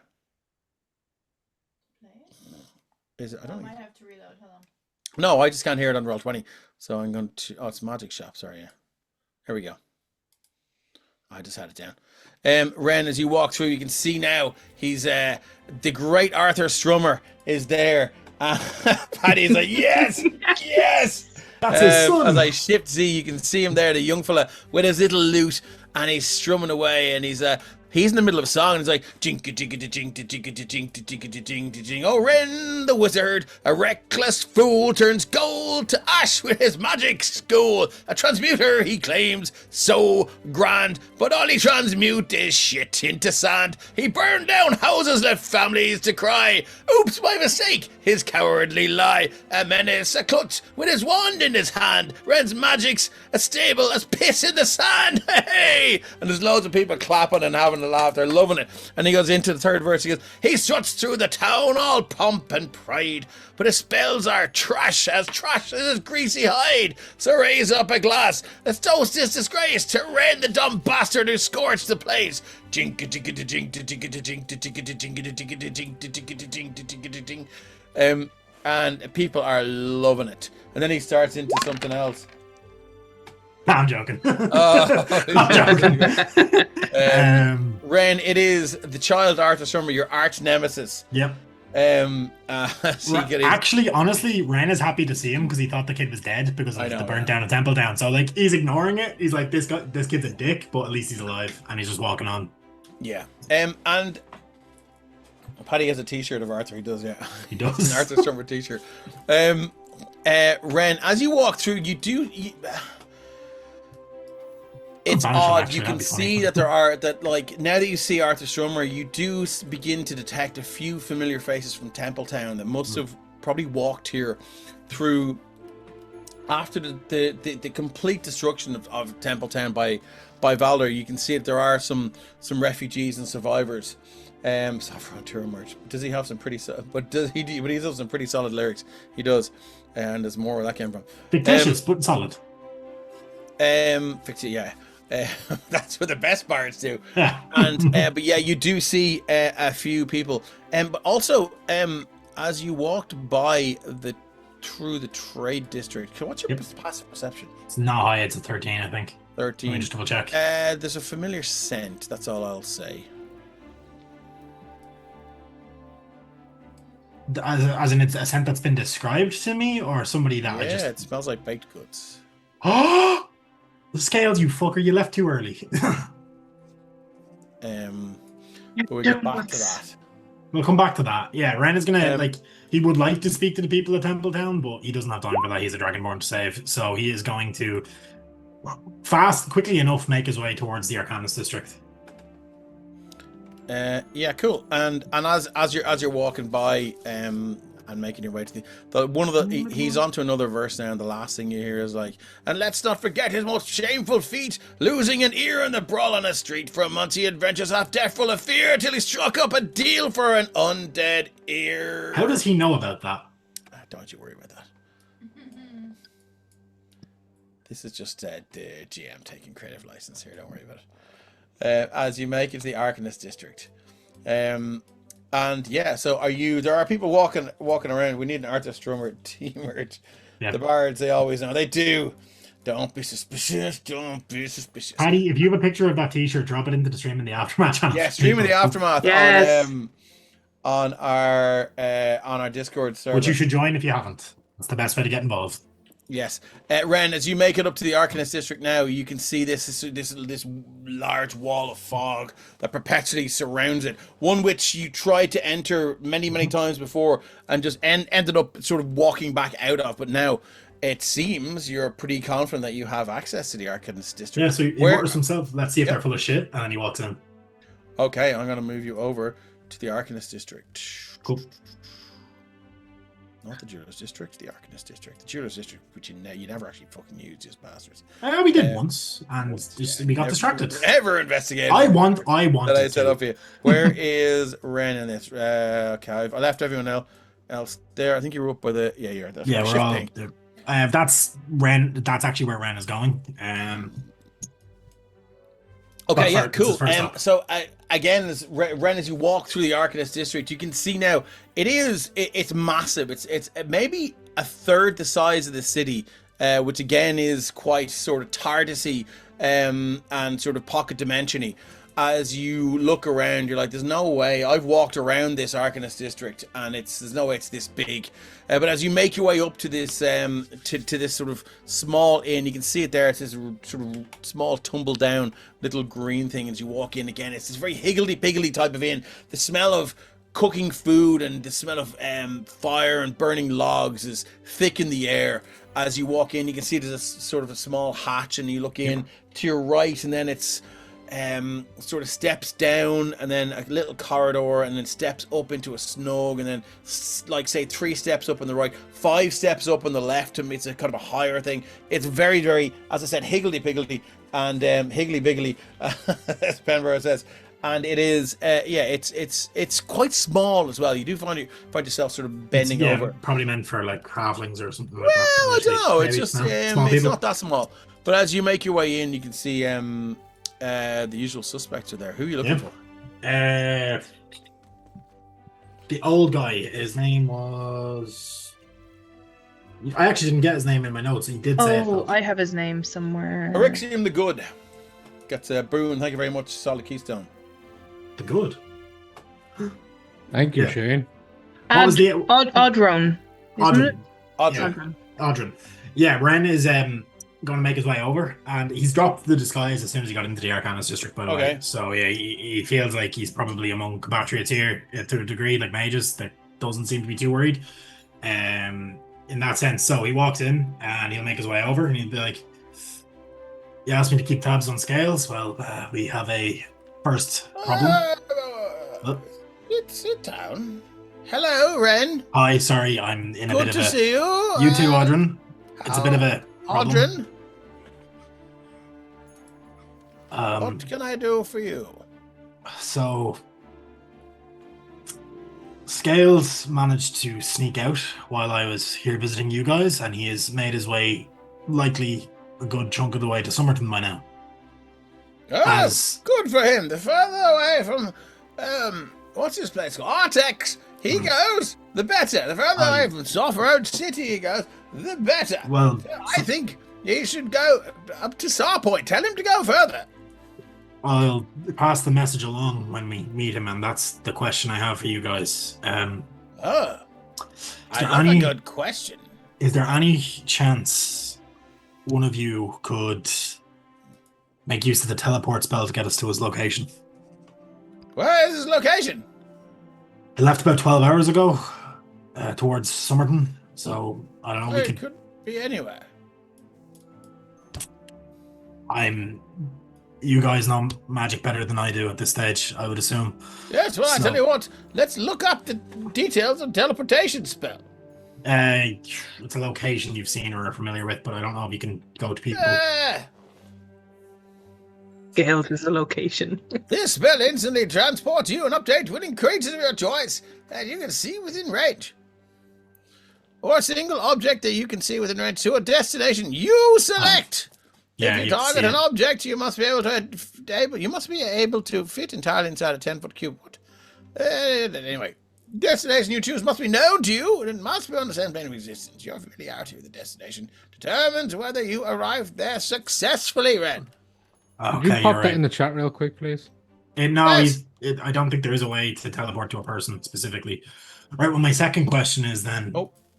Oh shit, what did I do? What the fuck did I do? As far as we're aware, there might be a teleportation circle in Sumerton that we have access to. Those teleportation circles all over the place, young man. Yeah, but you know as well as I do, you don't just pop into one uninvited. I was hoping you might know who has the one in Sumerton. Sorry, I've written something here. Yes, we can. To my knowledge, Yep. I don't think there's any... at least when I was there, it wasn't known to me that there were any powerful wizards in the immediate area of Sumerton, but a friend of ours has let us know that they have access to a circle. Well, the drawing of one. I can't get you. Fortunately, I can't help you. But, I'd suggest maybe trying the teleportation circle or just getting on a bloody horse. Do you know who the circle belongs to? No. Right. That It complicates says things. Sumerton in the book, right? I don't know if there's a book, but I assume that's what I was told. I haven't seen it myself yet. Do you trust the person that gave you this teleportation circle? With my life. Do they trust the person they got it from? I would assume so. Right, well, I mean, give it a go if you like. But Hey, my second question then, I've obviously not been around here before. Where would be the best place to pick up scrolls? there's a little shop down the way there. Just around the corner. You see a little place here that's pinging with magic? There you go. Okay, thanks, Audrey. Slip in the side door and tell them Audrey sent you. Will do. And Audrey, I'll... Oh, anyway, why are you still here? I'm leaving as we speak, but Audrey, thank you for the assistance, and I'll let you know what's happening. Excellent. And yeah, Ren will dip out and head to that magic shop. We're close to finding the cellar for the Magi, by the way. Ren kind of holds up his hand, he's like, good shit, and then like... Great. See you later. Yeah, back out to the magic shop. As you walk around the mountain, we'll move you talking around here, and I will Yep. shift ping. As you walk in, you can see it's flush up against this sort of this magnificent sort of glass and emerald building. As you walk in, there's a young woman there, and she is she's a gnomish woman. You can see she's wearing this sort of looks like if you've ever seen young kids out on the street and like the ones that have the best imaginations are the ones that run around in Elsa costumes. Yeah. And it's pretty much kind of what she's wearing. It's like a very blue and sparkly and sort of layered sort of princess costume. And you can see she has these sort of very, very white, bushy eyebrows and a sort of a well-trimmed beard. And but she sort of let the moustache grow a little bit, kind of a little bit of a kind of a hipstery twirl on it. And then she goes, "Well, how was it going there now, young lad? Hi there. What's the story? You looking for a little bit of magic?" I'm looking to fill my spell book, I suppose, a bit more. Oh, I see. Audrey told me to tell you that he sent me. Right. I'm looking for a What are you looking for there, lad? sending spell. Or if you have like an item that can cast it, that wouldn't, that would help either. Are you feeling lucky there now, lad? I have to. Remember no rummage there, no? She turns around, she jumps off, and you can see again, behind the counter there are a series of steps, and there's a ledge that she stands on. So you are face to face with her, and she jumps down and she scuttles around, pulling out drawers and things. Is like, some drawers are just wood on wood, and there's a kind of a creak and a screech as they haven't been pulled out in a while. And then there's other ones that are like, Denver and chat. Feeling lucky that. And then there's other ones that are on sort of these metal casters that roll out perfectly. Do you want to roll me a luck check and see if she has a ring of sending? I will. Evens are good. Evens are good. Evens are good. Evens are good. Whoa. Please. Oh, it's a nat 20. Nat 20. Yes. Goes on an even knock a grand discount. off the 5,000 gold price. It's on clearance for $2.99. What are the chances? Oh, 2,000 gold. That's steep. I have not that much. I have gems that are worth a good bit though. Let me see. Hey, so, look. Well, fucking hell. I have one here. Look at this. It's small. It's got little teeth in the inside, though. They sort of... Now, I warn you now, when you put it on, they'll crunch into your hand a little bit. It's very hard to take it off, but it'll be grand, right? So it's cursed. No, it's not cursed. I didn't say... Did I fucking say it was cursed? Are No, you I can accusing me? Are I'm you not- accusing I'm not me? no accusations. Of selling I'm just cursed asking. items here. You're freshly in the fucking I'm- door here in the Arcanist district, and you're accusing I'm me. just clarifying. There's no accusations. I've bought dodgy rings before. That's a you thing. It's not a me thing. Right. Okay. I have. How much is it? 5,000. 5,000. Okay. You look beyond Check my that. bag. Holding. Oh yeah. Oh wait, 15k gold in bag holding. What? Yeah. You got how much? Just 15,000 in the bag holding. I forgot. You got 15,000. Well, no, I don't. I don't say that out loud. That's me. Thinking. Okay. I was looking at money wise. I was like, oh yeah, the loot from the dungeon. So yeah, Ren will reach his hand into the bag. Think 5,000. and then onto it. Right, that was the score. You're not even going to barter? Ren is in a row. He already got a discount for the look, not 20 the look check. He knocked off the grand, so Yeah, let's back up to 5 though, because you accused her of selling shady equipment. I didn't though. I asked. Yeah, but that's the same thing. She said bye. Okay. She took it personally. I mean, so- if you want, you can RP a persuasion check, and I'm here for it. The fact that Audrin sent me doesn't get me any favors. Well, it did before you said that. Shit. Big stupid games. What if I throw in a wand of talking? Well, that's sweeten the deal. It's a pretty cool item. I wanted to talk, and you say. You can use it to shout at people real loud. What? You can use it to shout really loudly at people. It'd be pretty good for getting, miscreants out of the store. What? Ren pulls it out and he goes, you can use it to shout Oh, really loudly. fucking hell! Right. I'd knock a grand off it for that. 4 grand? No, I'll knock a grand off it. Yeah, so it's 5, so talking Yeah. 4 grand? Yeah. Ren will reach out to shake. Don't do that. Okay, well, here's the gold. Thanks. There's an extra 50 in there For what? for yourself. Are you trying to bribe me? No, it's a tip. Right. You've really helped me with Like this. you This did. is invaluable. No, it's valuable. It's valuable. Yeah, but it's $4,000. invaluable to my needs right now. But the deal's already done. Ren is Right, that's stationary. Yeah. Right. Ren, Who the fuck let him in? I don't know. You. Ren is like slipping the ring on and gets ready to feel the biting. On the fucked up Ring. hand, because it's already Hold on, fucked let me up. just double check. I don't. So, Oh, sorry. Oh, N-D ascending. Spells, items, sending stone, sending stone. This is a. don't think a ring ascending is a It's normal. the no, it's the equivalent of a charm ascending from Icewind Dale Rhyme with the Frost Maiden. As an action or component acquired, and it is not a tuned Nice. item, so you can jam it on your little digit there, and On top of the ring of protection, so okay, I brought props. lovely, double ringing it. Yeah. Question there. Does it have resources or expenditure, or is it just I can cast ending now?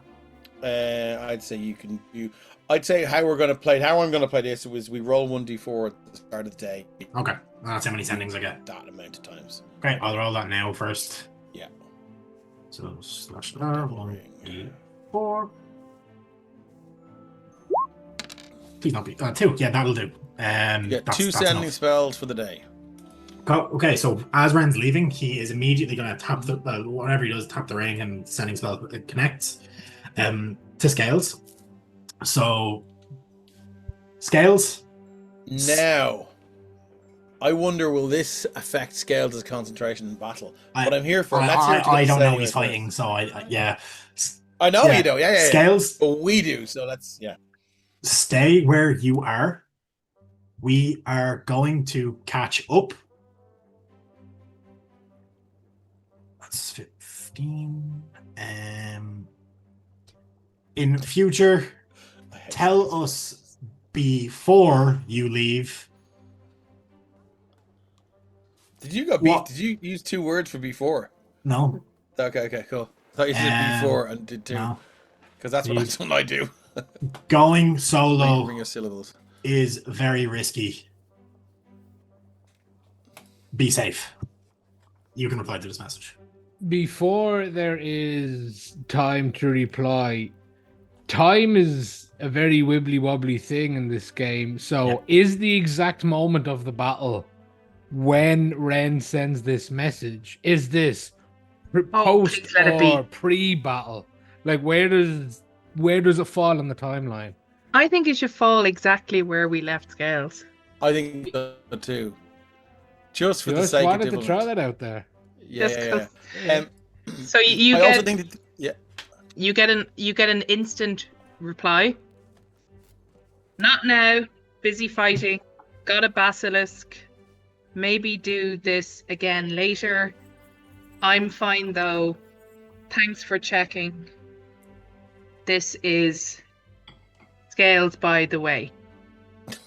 Okay.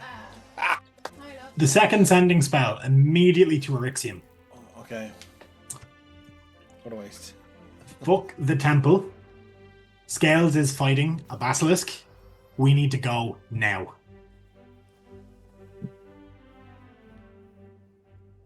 Eryxium can't answer this moment because as Ren would have been in the Arcanist district, he would be in the temple with Mezelus, and who knows where he is at this exact moment. Yeah, but that's what Ren would do. He's like, we need to go. Eryxium could be staring straight at Valder for all we know. I We think could, there's only one way to find out. I and it was will- giving Dave the perfect segue to cut over so we could find out. We will find out after we take our break. Thank you very much for sticking with us, guys. And for Jesus, I think we were up at 5th, something like that. But we're tipping away on the D&D Twitch. Yeah, so lovely. We're in the top 10. But you're all in my number 1. So thank you very much for sticking with us. We love you. We'll see you in about 5 minutes. Can you imagine getting scam sendings? Actually, I'm going to start doing that now. Oh, no, chat. We're trying to reach you about your wand's extended warranty. Thanks very much, guys. We will see you very shortly.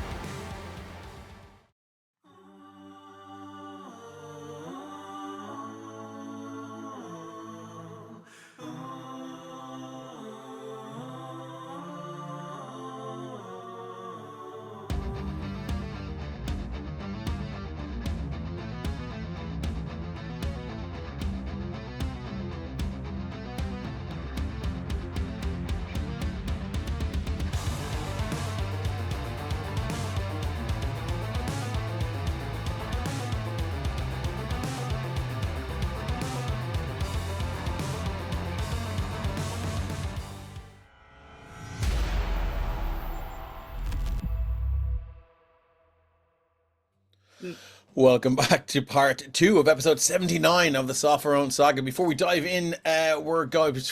back in, we're going to take a look ahead at what's coming up over the next 7 days in the Emerald Collective. Sunday, we have no Daggerheart stream on Sunday, but don't fret. Daggerheart will return at the latest on Sunday, 31st of August, or possibly earlier if we can beat the scheduling gods into submission. We're looking at Saturdays. It might be a Saturday because we're nearly finished. The Dream Sphere is Dream Sphere, and it's going to be good crack. On Tuesday, Arcane Adventures in Andromedas with our GM Carrick, who is to my left on the screen there. Ren, now deep underground, the party stands before the... Oh no, that's the old one. You gave me a new one. Do you want to read it out for me? Let me find it. I'll wing it. So Wing it. Tell them what's happening. So essentially, right, the party, they fucked up those goblins pretty badly. One of them started eating them, which was a bit strange, but he did pick up a magic crown. So, you know... Okay. You have to be careful what you put in your head in a fantasy setting, you know? Essentially, they got through there. They got through the gates into the industrial district of Kazam. So far, they're in kind of this field full of, like, pipes with mysterious smog and stuff coming out of it. Yep. Classic dwarven city. And they fought these nasty little creatures called Whisperetches, which are entirely inspired by the one and only Gollum, but with much more mental fuckery. So they've gotten past that, and now they kind of stand before the expanse of the industrial district. It's a dead, abandoned dwarven city, so you can imagine there's probably plenty of traps, plenty of nasty shit down there for them to stumble into. Yeah. Did you homebrew those Whisperetches? I did indeed, yeah. I will nice. Eventually. Yeah. I will once they've kind of served their purpose, because they're still a work in progress. I'm tweaking some things on them, because things got gnarly with the effects, and I was actually worried about TPKing. Oh, okay. It's every DM's worry. Thank you very much. Not sure what we have on Thursday. I know Ersahan is on hiatus, and I don't think we have anything on Friday. But we are having what have we got on Friday? No, not on Friday. I'm saying on subsequent Thursdays. Theirs would have been yesterday. I will be running a off-stream Daggerheart campaign in the Twitch. I'm going to chat to my players, but if they're cool with it, I might leave the channel open for people to join. I might have muted mics. Oh, nice. I'll have to chat with that, so no promises. Depends on the comfort level of the players, but we'll see.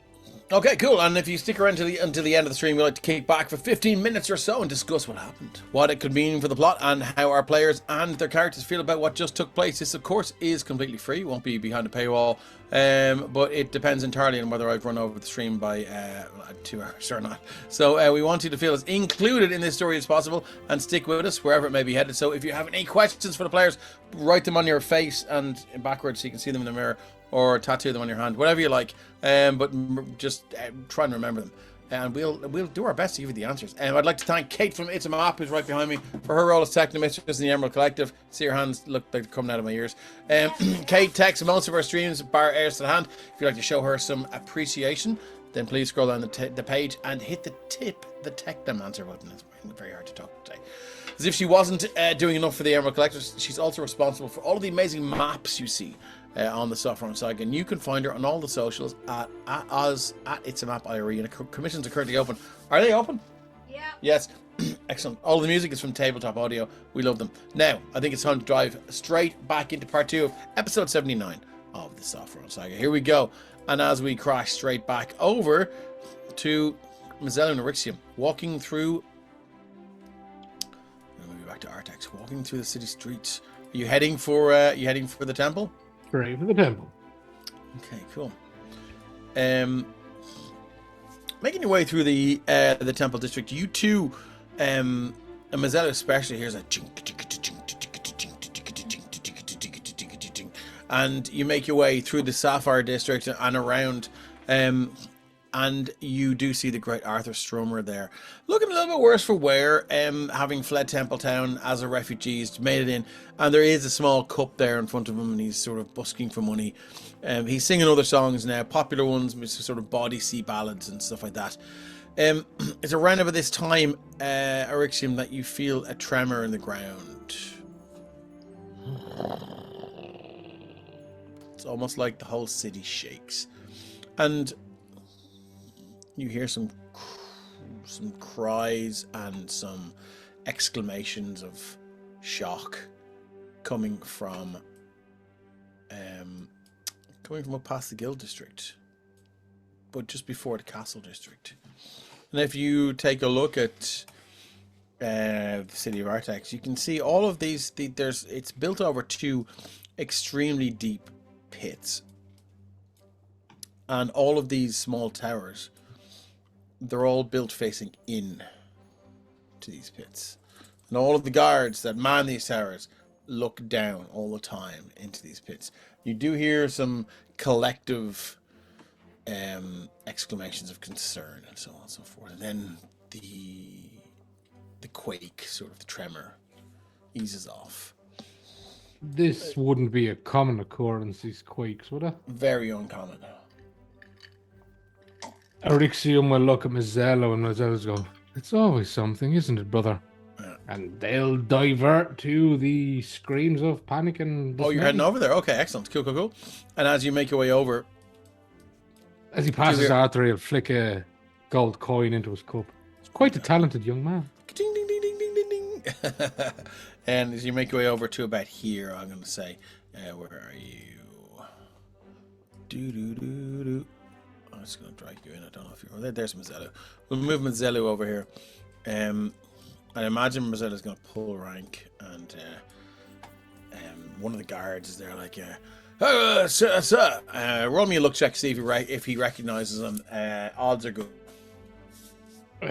Skadoosh. Evens. Evens are bad, so he does recognize him.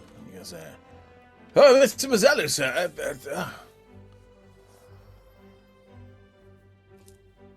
Funny I should see you here.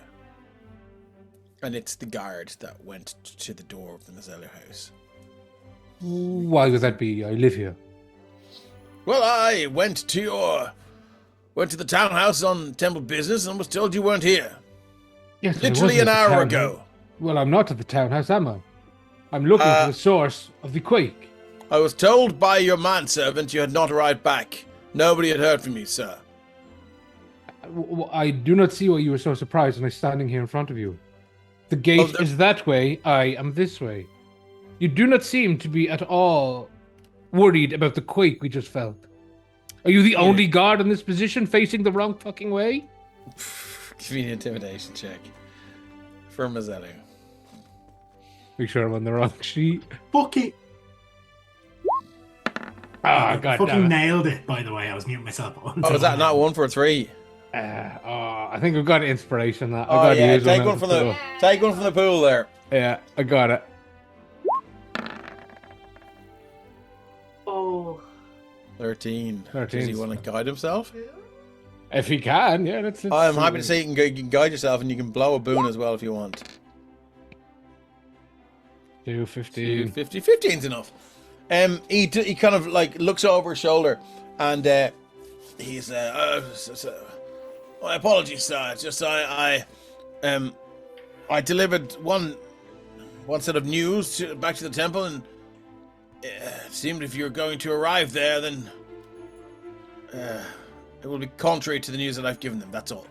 And he turns around and he goes, "It's happened once again, sir. It's not happened in 10 years. Another quake. Stirrings in the deep. Another. There's been previous. Well, the famous one 10 years ago, sir. I thought you meant more recently. No. Seems to be it for now, but the nobles. Can I roll a Yeah. history check to see what I remember from? I'm just there behind him. No problem. Yeah. But yeah, can I roll a history check to see what that means? Okay. Let me get my problem. character sheet. Where is he? Oh, here he is. History. 15. 15 is not gonna do it, unfortunately. Oh. Would Mezelus and Erixium also trigger history, as he says, not the one from 10 years ago? Yeah, you can also make a history check. I need an 18 on this.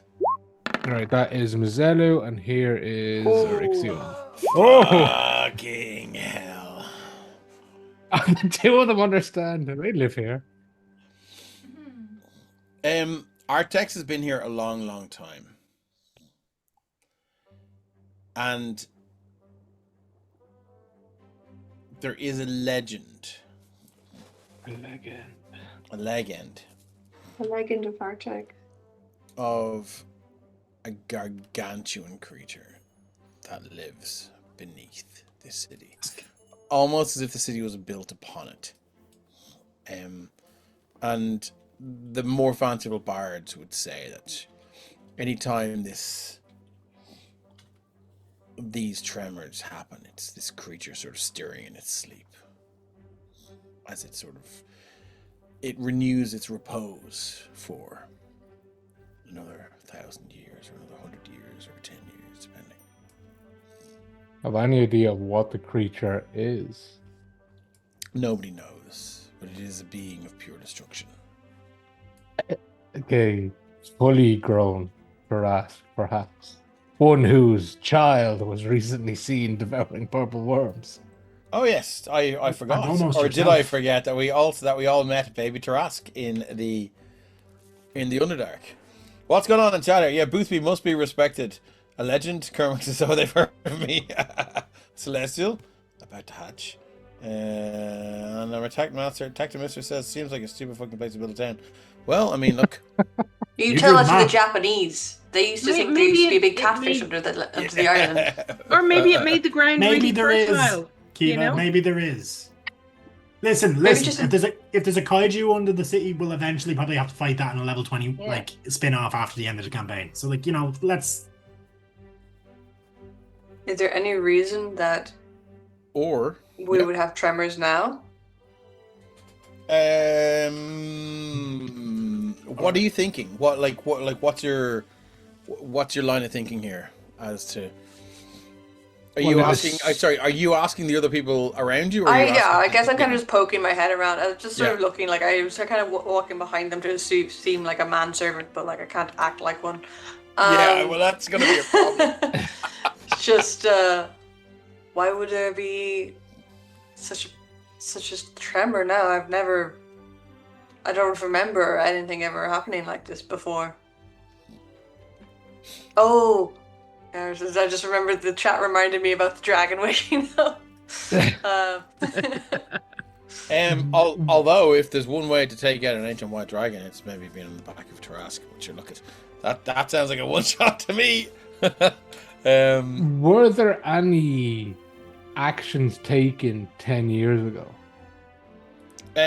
Like 6,000 gallons of sleep potion poured down the hole. No, the guard was doubled. No, you're all assuming that it's a Tarask. So No, I just Okay. Yeah, I'm was the not tremor? seeing Did anyone anything. go down? Like what? Was it just not that one you and heard done? of, but the guard was doubled for about maybe 6 months, and then budget concerns, the guard was sort of halved again, and so on and so forth.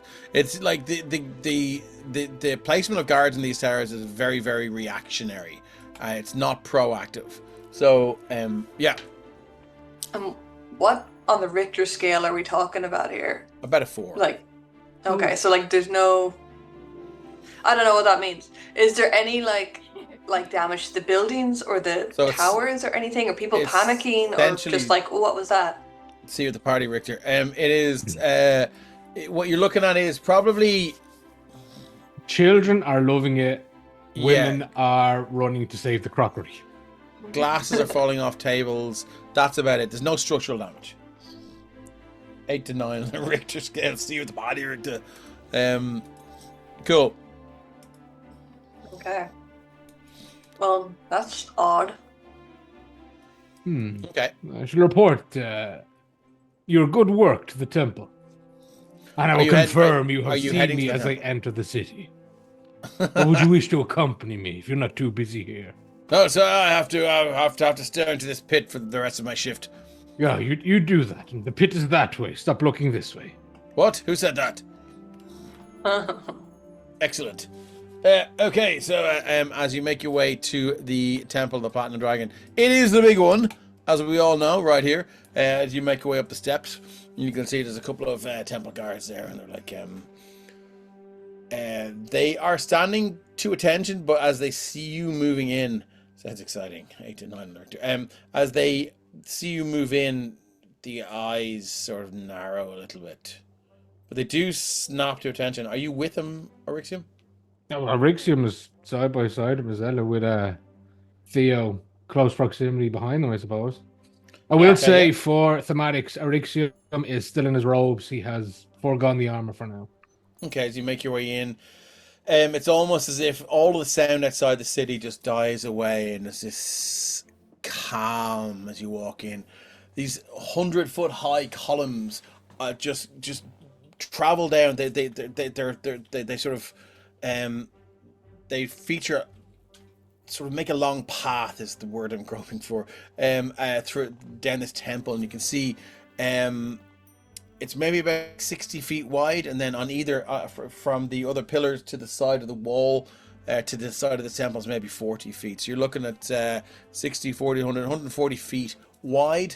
And as you make your way down, your footfalls echo in this large room, this large sort of great hall, this chamber. And you make your way through up to the altar, take a right, and then there's a side door on the right. Mezelus, a journey and a path he's taken many, many times before, opens the door and instinctively walks towards Berethia's office, but you can see now there's some boards, some planks nailed up against Berethia's office door, and there's a guard standing outside, and he goes, we thought you'd arrive at some point and come back here. And you can see he reaches up towards an earring. Just a simple stud. He goes, they're here. Stay there, please, sirs. I feel I must inquire as to who you've informed we are here. I assume it's not Berethia, barricaded in her own office. Berethia is an enemy of the state. Berethia is an enemy of the church, sir.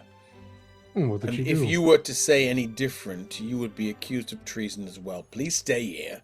That seems Do not move, very... as your new superior shall come down and greet you. You hear the clank of metal boots. Does Mezelus or Arixium recognize this particularly obnoxious guard? Is he new? You won. I think you would. His name is Gareth.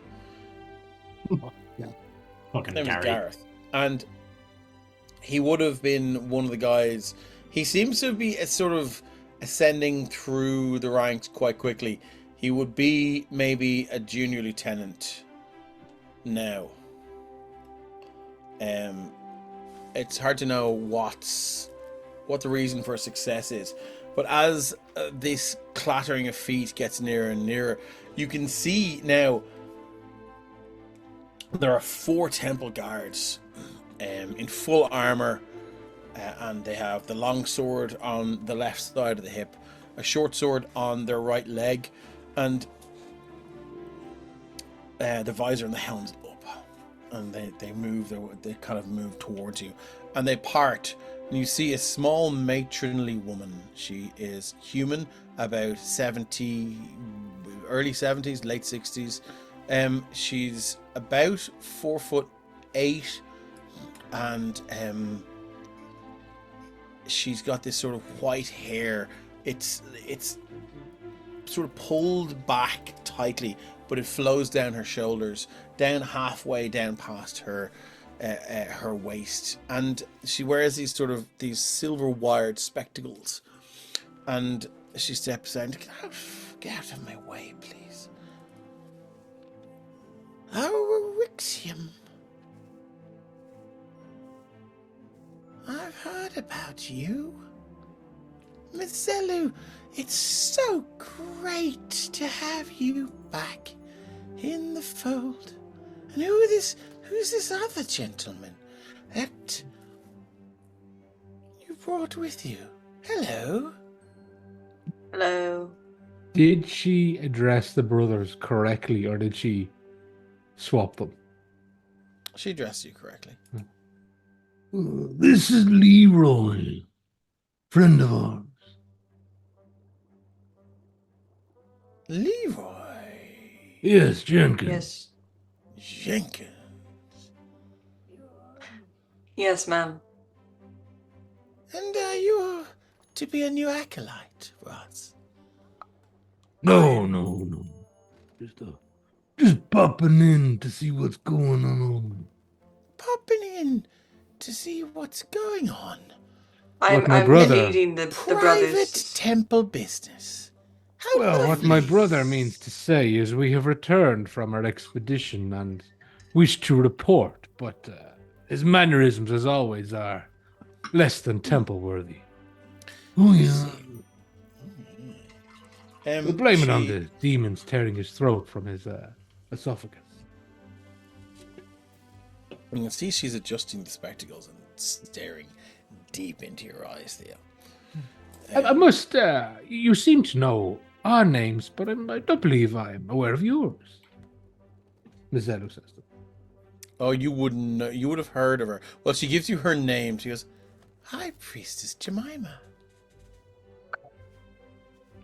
And you would know she is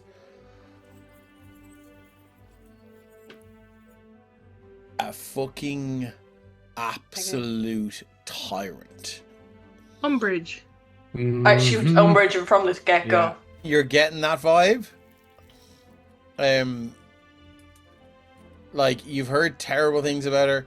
That, like, she's the one that they send to different temples to root out corruption or whatever. She is Holy hardcore. roller. She is incredibly powerful. And Mezelus and Eryxion wouldn't know that, like, she is, like, badass. Valor Mohydrus? Arixium will put his hand out. Pleasure to meet you. She just looks at you. Arixium will look down at his hand and make sure it's washed and clean. Well, Mezelus, it's great. It's so great to see you. So glad it's you that has come back to me to tell me of what's going on here. A lot has happened, hasn't it? Yes. Well, I'm not sure if you're aware, High Priestess, but we have spent Sorry, much time away. I do digress. Where are the temple guards I sent you, or you were sent to retrieve? Are they in the infirmary? Are they? You brought them to their families first. Always the kind soul. I remember you. Perhaps this is not a conversation to be having in the hallway. Well, it should be, unless you have bad news for me, which I trust you don't. So let's discuss it in the hallway. No, well, if you It's wish. not bad news, is it, Mezelus? But that all depends on your perspective. Well, let's see if it. Well, let's make it depend on the details of the mission, shall we? Go and retrieve and rescue the temple guard. So, let's examine that first word. The first two words: retrieve and rescue. Retrieve means so. I had a dog once. It was a golden retriever. I would throw a ball, and it would woof, woof, woof, run away, and it would get the Don't do ball and that. it would bring it back. That's what retrieve means. So we're sent to find something, and we bring it back. Rescue means that we bring it back in good condition. Now, where are they? May I ask for your definition of variable? Excuse me? My definition of variable. Yes, variables and how they may interact or correspond with a rescue mission. Such as we were sent to find a shipment of adamantine and rescue the temple guards from a tribe of simple barbarians from the mountain village. And don't we recall- found complete different circumstances to the mission prerogatives, and it changed in an instant. I don't recall authorizing any variables. That's the funny thing about variables. They don't require authorization. They just They happen. do. And her demeanor just goes very, very steely and ice cold. And she looks at Mezelus and she goes, oh, they do. Anyway, should you like to tell me where they are? I'd like to meet with them as soon as possible. If you wish to meet with what remains, you would be journeying into the Underdark for several weeks. So they weren't retrieved? No. They weren't rescued? It was too late. Unfortunately, as... Can I get a deception check from Mezelus because it wasn't too late? I mean, that's that. I'd say he believes it was completely from- Do you argue think with he that. believes? Do you think No, he but believes? I see, think he this does, is yeah. the whole thing about variables, because the mission was rescue the adamantine and the guard from the barbarian tribe. It wasn't a barbarian tribe, it was a mind flayer hive, so it was too late. The initial mission Hold on, Carrick, parameters just were leave altered. this with Oh yeah, I'm just go. Like if they were to just if the guard were found alive with the barbarians, that is initial mission parameters. But once the barbarians were discovered to be under the effects of a mind flayer and hive mind brain, it is not a lie to say it was too late. The second they enter the Underdark, all hope was lost. Okay. And that So is she looks again, and you can hear. So as you're so, are you explaining this now out loud in the corridor? if she says no variables were authorized, and Yeah. if he says it's too late and she doesn't believe him, like in his wholeheartedly, I think Ryan would completely agree to say it was Yeah. too late because the mission parameters were exceeded before they found the guards. It was too late. That is 100% truth. And if she doesn't accept variables, that means the mission parameters were done before the mission began. I see. Well, this has become rather sensitive information. That's why I eyes- asked not to talk about it in the hall. That's fine, but she adjusts her glasses again and looks at your manservant. She goes, would your manservant agree to undergo a modified memory spell? Why? Why would that be necessary? Well, this is temple business. Well, you're the one who wished to discuss it in the hall. I requested adjourning to an office. Your and you requests are insignificant. said, someone's a cunt. Do you say that? I already see him says it under his breath, yeah. But she's, peering at Mezelus.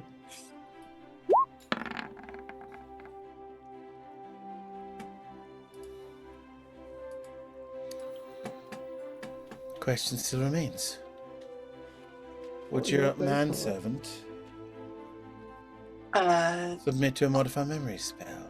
Well, for one, he is a companion and not a manservant, so no. Do you generally modify the memories of members of the public? If temple business requires it, yes, we will. How else are we supposed to keep our secrets, Orixium? Was this Mezelus just saying this thing? What Sorry. Mezelus would say? How else are we supposed to keep our secrets, Mezelus? Well, perhaps when a member of the temple requests a behind doors parley, you accept the reasoning. And you can see there's shuffling of the guards now behind her, and you can hear mind flares. Oh God, those poor bastards. And she says, If you're worried about my friend here, you should really worry about the rumors spreading down the halls. It doesn't seem your men have tight lips. Mezelus Grimm, Yes? you are relieved of your command. You are hereby stripped of all authority that you carried in the Temple of the Platinum Dragon. Please leave your armor and your weapon and exit this temple in shame. You are excommunicated. And the guards all sort of reach for their weapons. They don't draw them. It's like the snap. Their swords are unsnapped and. The air gets heavy in the hallway as Marixium's hand begins to quiver. I wouldn't. You didn't do anything. Mezelus will he'll take a moment and he'll say, as you wish. I shall have the armor returned. As, it's quite cold out there, and I do not wish to. Your go to the undergarments city will street. suffice. Divest yourself of the armor granted to you by this temple. Leave in shame. Walk to your home in your undergarments. And think about your transgressions. She snaps her fingers. And the guards sort of flank her. And there's like, so where there were 4 in front of her, there's now 4 behind her. She turns around and walks away. You're lucky I don't have your head. And they walk down the corridor. It's church you have. There are 2 guards left. This is awkward, sir. I'm gonna need you. I'm gonna need you to take off your. Would you like me to do it here, or shall I go and Probably use the here, facilities? here is best, I'd say, sir. Just yeah. He'll just start undoing it and drop it in the center of the floor. Yeah, it takes about 5 minutes. It's a shame Ryan isn't here for this, but it did, like, this had to happen. Yeah, with a clang, I can imagine Mezelus taking off his shoulder collar and not slamming it on the floor. It just falls off him. Yeah, The next one is does the work. unstrapped. It falls off him, and it's a long series of statements as the armor clatters to the ground. Mezelus now stands in front of these 2 guards and in front of Marixium and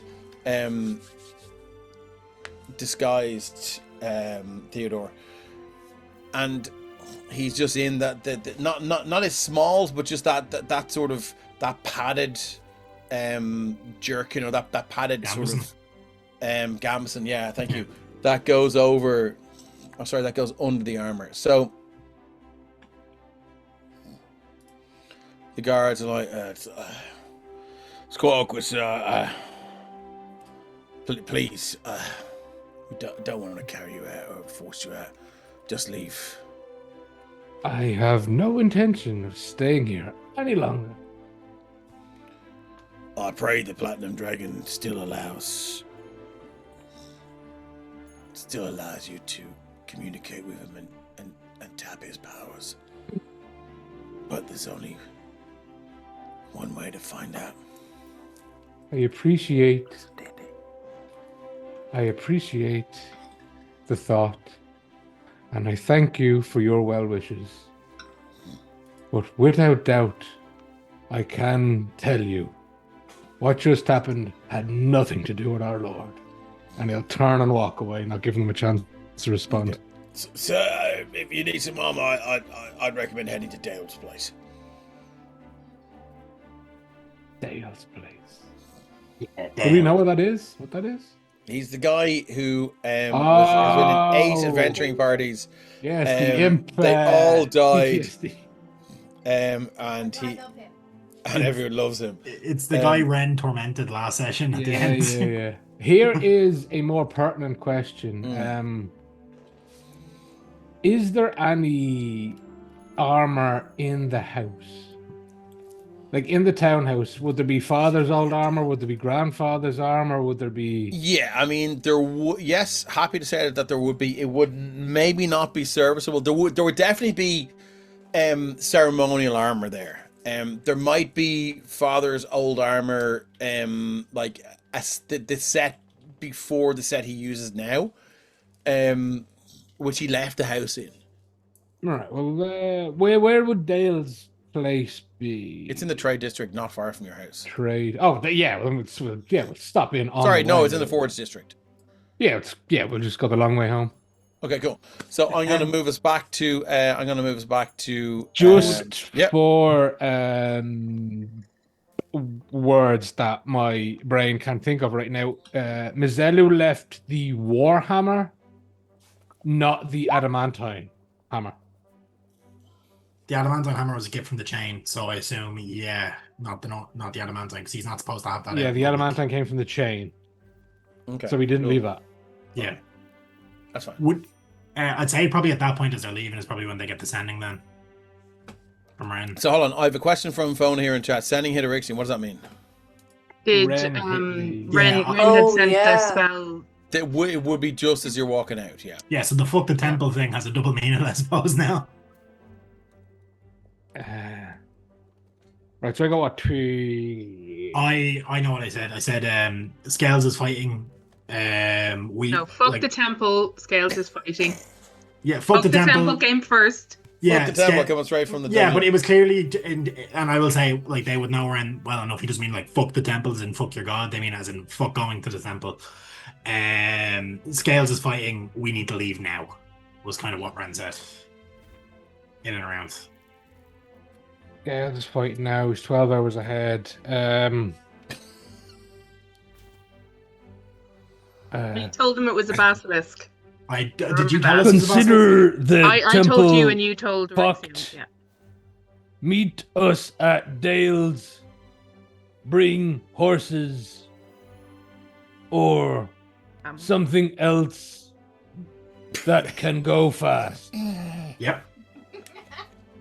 Horses would be on the way out, though, so... I love it. I love Erixian so much. I can reply. Oh, no, wait, he's replying to mine, so never mind. Yeah. And then, he's...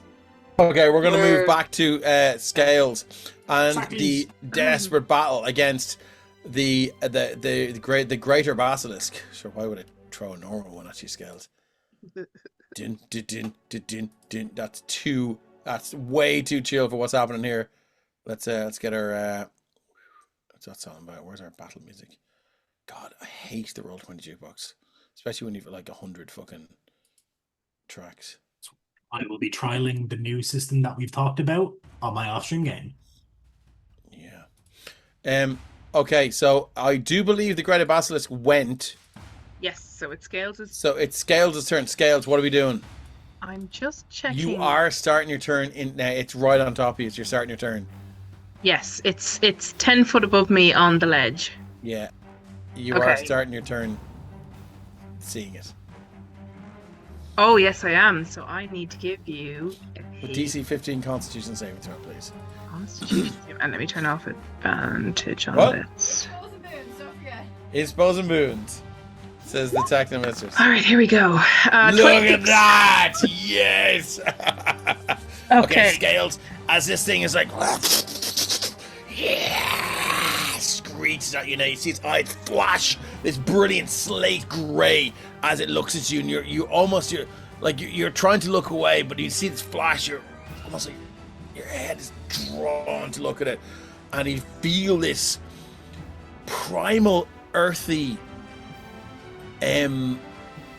It's almost elemental power wash over you, and it is terrifying. It's old.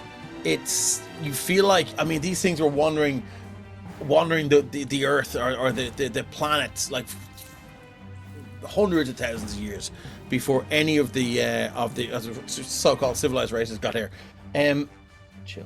And you just feel like that power wash over you. Scales, you have resisted. You're up. What are you doing? Okay, so it's standing on the cliff above me, and it reached down to swipe at me, and it reached down to bite me. So I'm guessing its paws, for want of a better word, are right on the edge of the cliff. Yes. Like as it leaned down. Okay, so we did say that the sending that Ren sent arrived just as I was about to take my turn. So Yes. we did say it could have consequences. So DM, are there consequences? Ooh.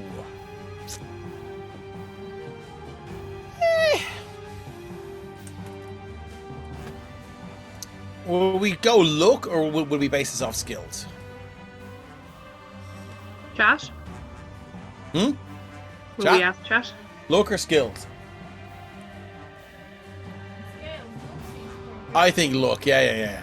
Okay, so let's do a luck check. Right, chat. You have 20 seconds.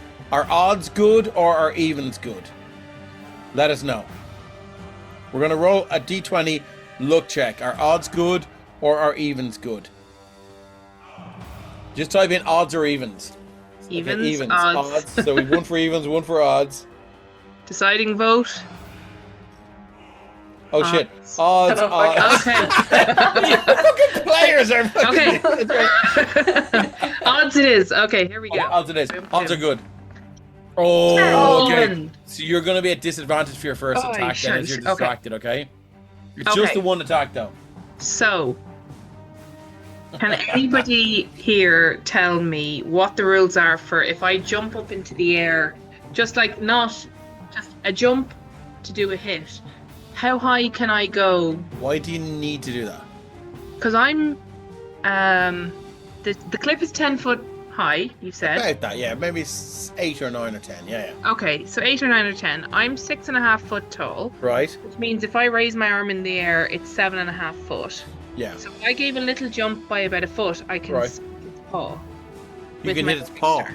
I can smack its toes, and then I can smack its other toes, or but I don't know the rules for a So vertical. there's no rule. This is really cool. You just tell me what you want to do. Okay, Scales wants to basically jump up, bop Yeah. Morningstar on one of its feet.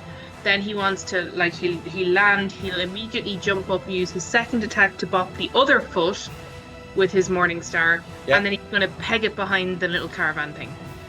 I love this. There's no check for this. It's easy enough to just jump. I'm gonna say if you want to make called strikes against a part, I'm gonna add 2 to its AC if that's alright. Okay, and I am going to recklessly do this, Excellent. because why not? So its So- AC has so- gone from 16 to 18. So the first one is at normal because I have this. So why are you targeting the feet? They're there. And it hurts when something stubs your toe. Okay. Like if you're walking across But a room yeah. and you stub your toe, it's an Yeah. excessive amount of pain for the injury that you receive. Yeah, but so I have to reward this if there's a success.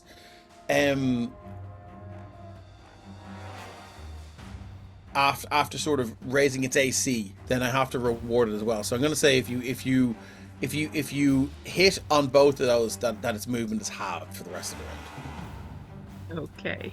I think that's fair. Because I'm doing bludgeoning. Yes, okay. So the first one, because I'm at disadvantage, but I'm recklessly attacking, so it becomes normal. So Yes. it is a 24 to hit That is a hit. for 10 points 10. of damage. And the second one, I believe, will be at advantage. Yeah. Okay, so that is a 20 to hit 20 to hit will hit. for another Another 13 13. points of damage. And then because I'm on the ground and it's up there, I think I can run away without it getting an attack of opportunity. But Let's check its reach. Its reach is claw. It's 5 foot reach. Yes, you can. okay, so then let's say we use 5 foot in jumps. 5, 10, 15, 20, 25, 30, 35, 40 gets me to about there. So Okay. that's what Scales does. Okay, cool. Let's move to the sniper ranger, which is here. Is one more saving throw to make, or else it's fucked as well. Zip zap skibbity bap. I might use one of the inspos here. Question. Yes. From that angle, seeing as the cliff face in the way, are they obscured at all? No, they're already undergoing the petrification process. But doesn't it stop if they're not in direct eye contact? No, it Oh, doesn't. Once it I'm sorry, I starts, misread yeah. that. I thought they had to be still in the vision. No. once it starts, you can you've seen statues where people are running away with their backs turned and the process like once it starts, that's how it goes. Gotta try. Yeah, and it's Nice. 21. So luckily, so you can see, and she goes, oh, thank the gods. I'm gonna give her a wisdom saving throw to see if she fucking legs it. Can she leg it, or is she still restrained? No, she's No, she's made the con save. She's now back to normal. So Oh, she was right, I only, didn't think you go she back was to only normal. halfway I thought there, you living on a progressed. prayer. So here we go. It's a wisdom saving throw Okay. to see if she's gonna. 12 is what she needed. She's gonna move to here, but she is gonna use an action to take a potion of healing. And in fact, so she's gonna actually move to behind the thing to use an action to take a potion of healing, which is a full 10, as we do here on the Emerald Collective. You can spend your action, you get the full effects of a potion of healing. So plus 10, she's up to that. We are back to the Greater Basilisk. How's it looking, by the way, Dave, just out of curiosity? It's Taking a few hits. It's Taking about 84 points of damage. the accountant in full effect. It is going to make its way. It's over scales when it crawls down here. 5, 10, 15. Oh, actually, sorry. Yeah. Can I retrospectively do? No, wait, never mind. Oh, you Dave, don't- did say if I successfully hit it twice, that you would reduce its speed. Yeah, it gets to there. It's going to use its action, though, to dash. So it's going to go 5, 10, 15. It ends up back. It ends up back sort of in melee. You can see it. So when we get back to scales, I need another saving throw, please. Which way was Scales facing when it came around the corner, though? That would affect it. Unless you're If I Okay. turn, the thing is, if I turn to it, if I was facing away, but I turn to attack it behind me, I'll You'll see be it, at disadvantage. Hey, Flying Orc, thanks for jumping in. We are on a solo Scales versus a Greater Basilisk battle here. Because Scales is clever a that way. Basilisk, if you will. Welcome in. Great to see our friends in Flying Orc come in here. If you guys, any of our viewers haven't checked out Flying Orc, please go and check them out. They run an awesome campaign called The Wandering Isles, and they do awesome things like Extra Pass as well on a Friday night, which is tonight. And they're just all around great people. So please go and check out that community. They are good people, and we love them. Okay, so what? How are you going to wriggle your way out of not seeing the basilisk now? Oh, I'm just gonna attempt a con save again. All right. So are you happy? to say that you- Does the con save mount in difficulty, or does it stay a flat No, it's a flat 15. 15? Okay, no, I'm gonna attempt the con save. Okay, cool. So I'm gonna shift see this. As you see this large, It's so cute, 6 or though. It's 8-legged scary, but beast cute. just crawl around. You can see this one. The first thing you see is just this huge claw around the side of the canvas caravan, and it rips a lump of it away, and you can see the second one, and it almost like the back tail moves independently, and the backside of it appears around first, and then it crawls down the backside, the right side of the caravan, and you can see it. You see this slime, this grey, thick, gelatin-like substance dripping from its fangs now, as it looks in, and it spies you, Scales. What are you doing? Okay, so Let's get that con save first. I'll DC get the con 15. save first. Oh, I shouldn't have rolled it out. That is a advantage. 14. Oh, I'm adding a boon to that. Okay, so a boon will make Nice. it a 15. That is an automatic save. There we go. Okay, so I have. Again, save you do and- for a second. You feel your world slow, and your heart is pumping, and then dum, dum, dum, dum, dum, dum, dum, and you look down at your little paws and claws, and you're like, and then you snap out of it. Okay, What are we doing? so I have a couple of questions. Are there other people in the caravans, or were the guards the only people with the caravan? The guards were the only people. There is the caravan master who is hiding in a box right now. Okay. He's not coming out. What was under the tarp that just tore? A mirror? No. Are these merchants perhaps mirror salesmen? I don't know. No, never mind. Because Scales wouldn't have actually had the forethought to have thought to ask what they were hauling. He would have just been like, "Hey, I got a lift." Hey, I'm a mirror salesman. The quality reflects the price. He wouldn't have known.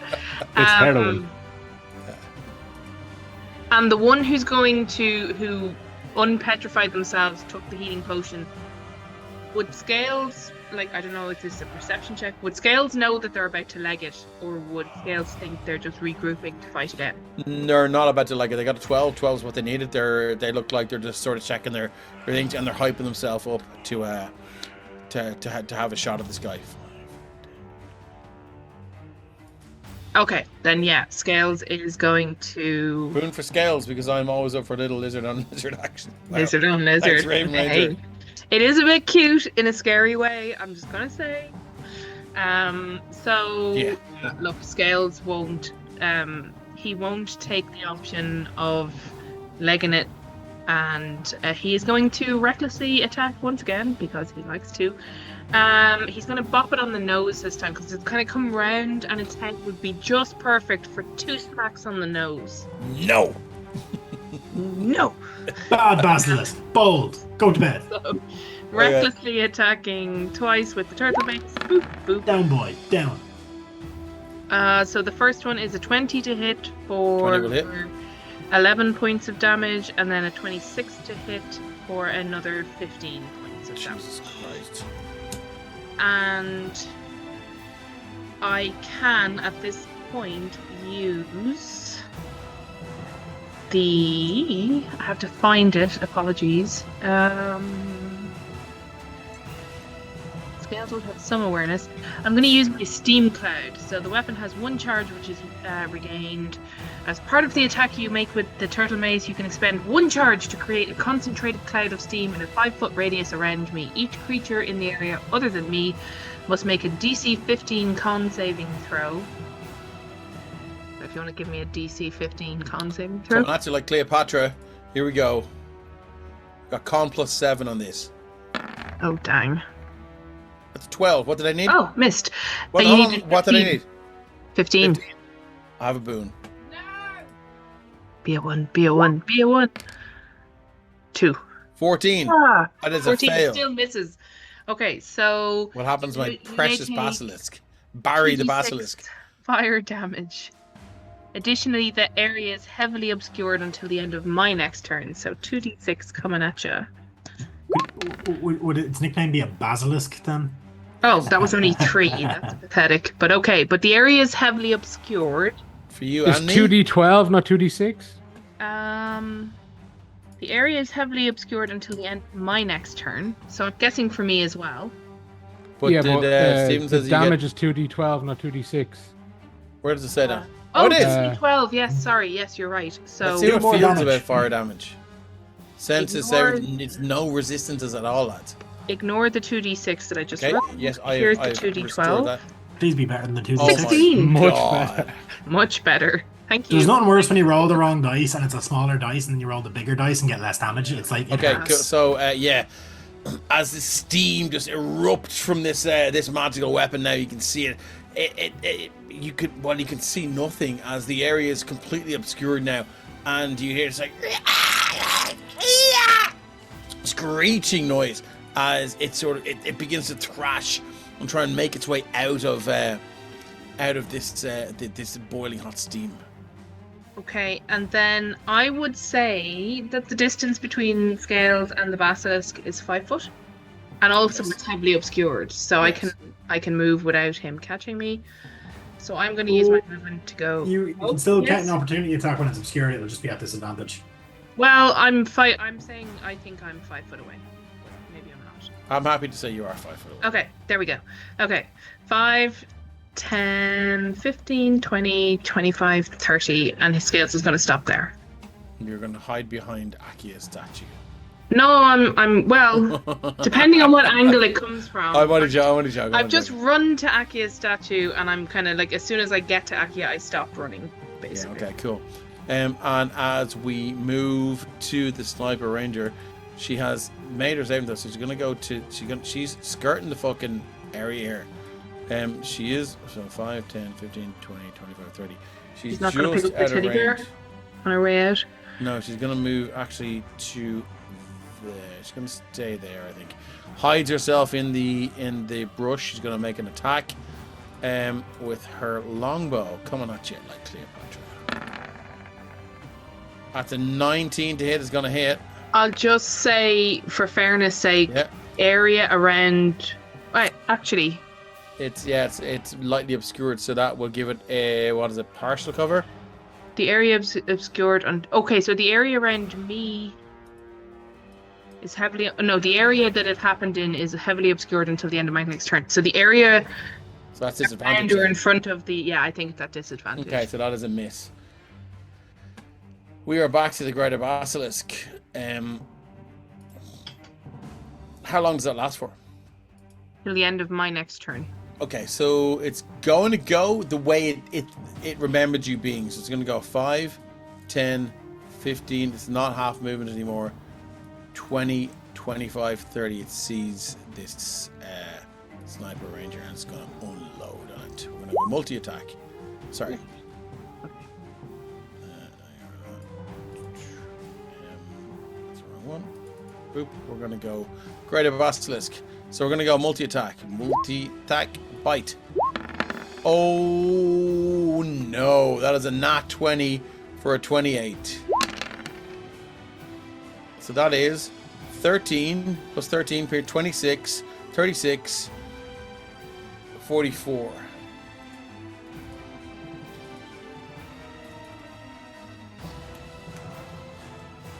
So the boss is definitely boom for Dave. Thank you very much, Busy Bee. We appreciate you. Thank you very much. Now it works. Yeah, well, that's our technomistress. Keeps an eye on chat there and make a sound and drops them in when she sees it. So what happens here? You see this Greater Basilisk now.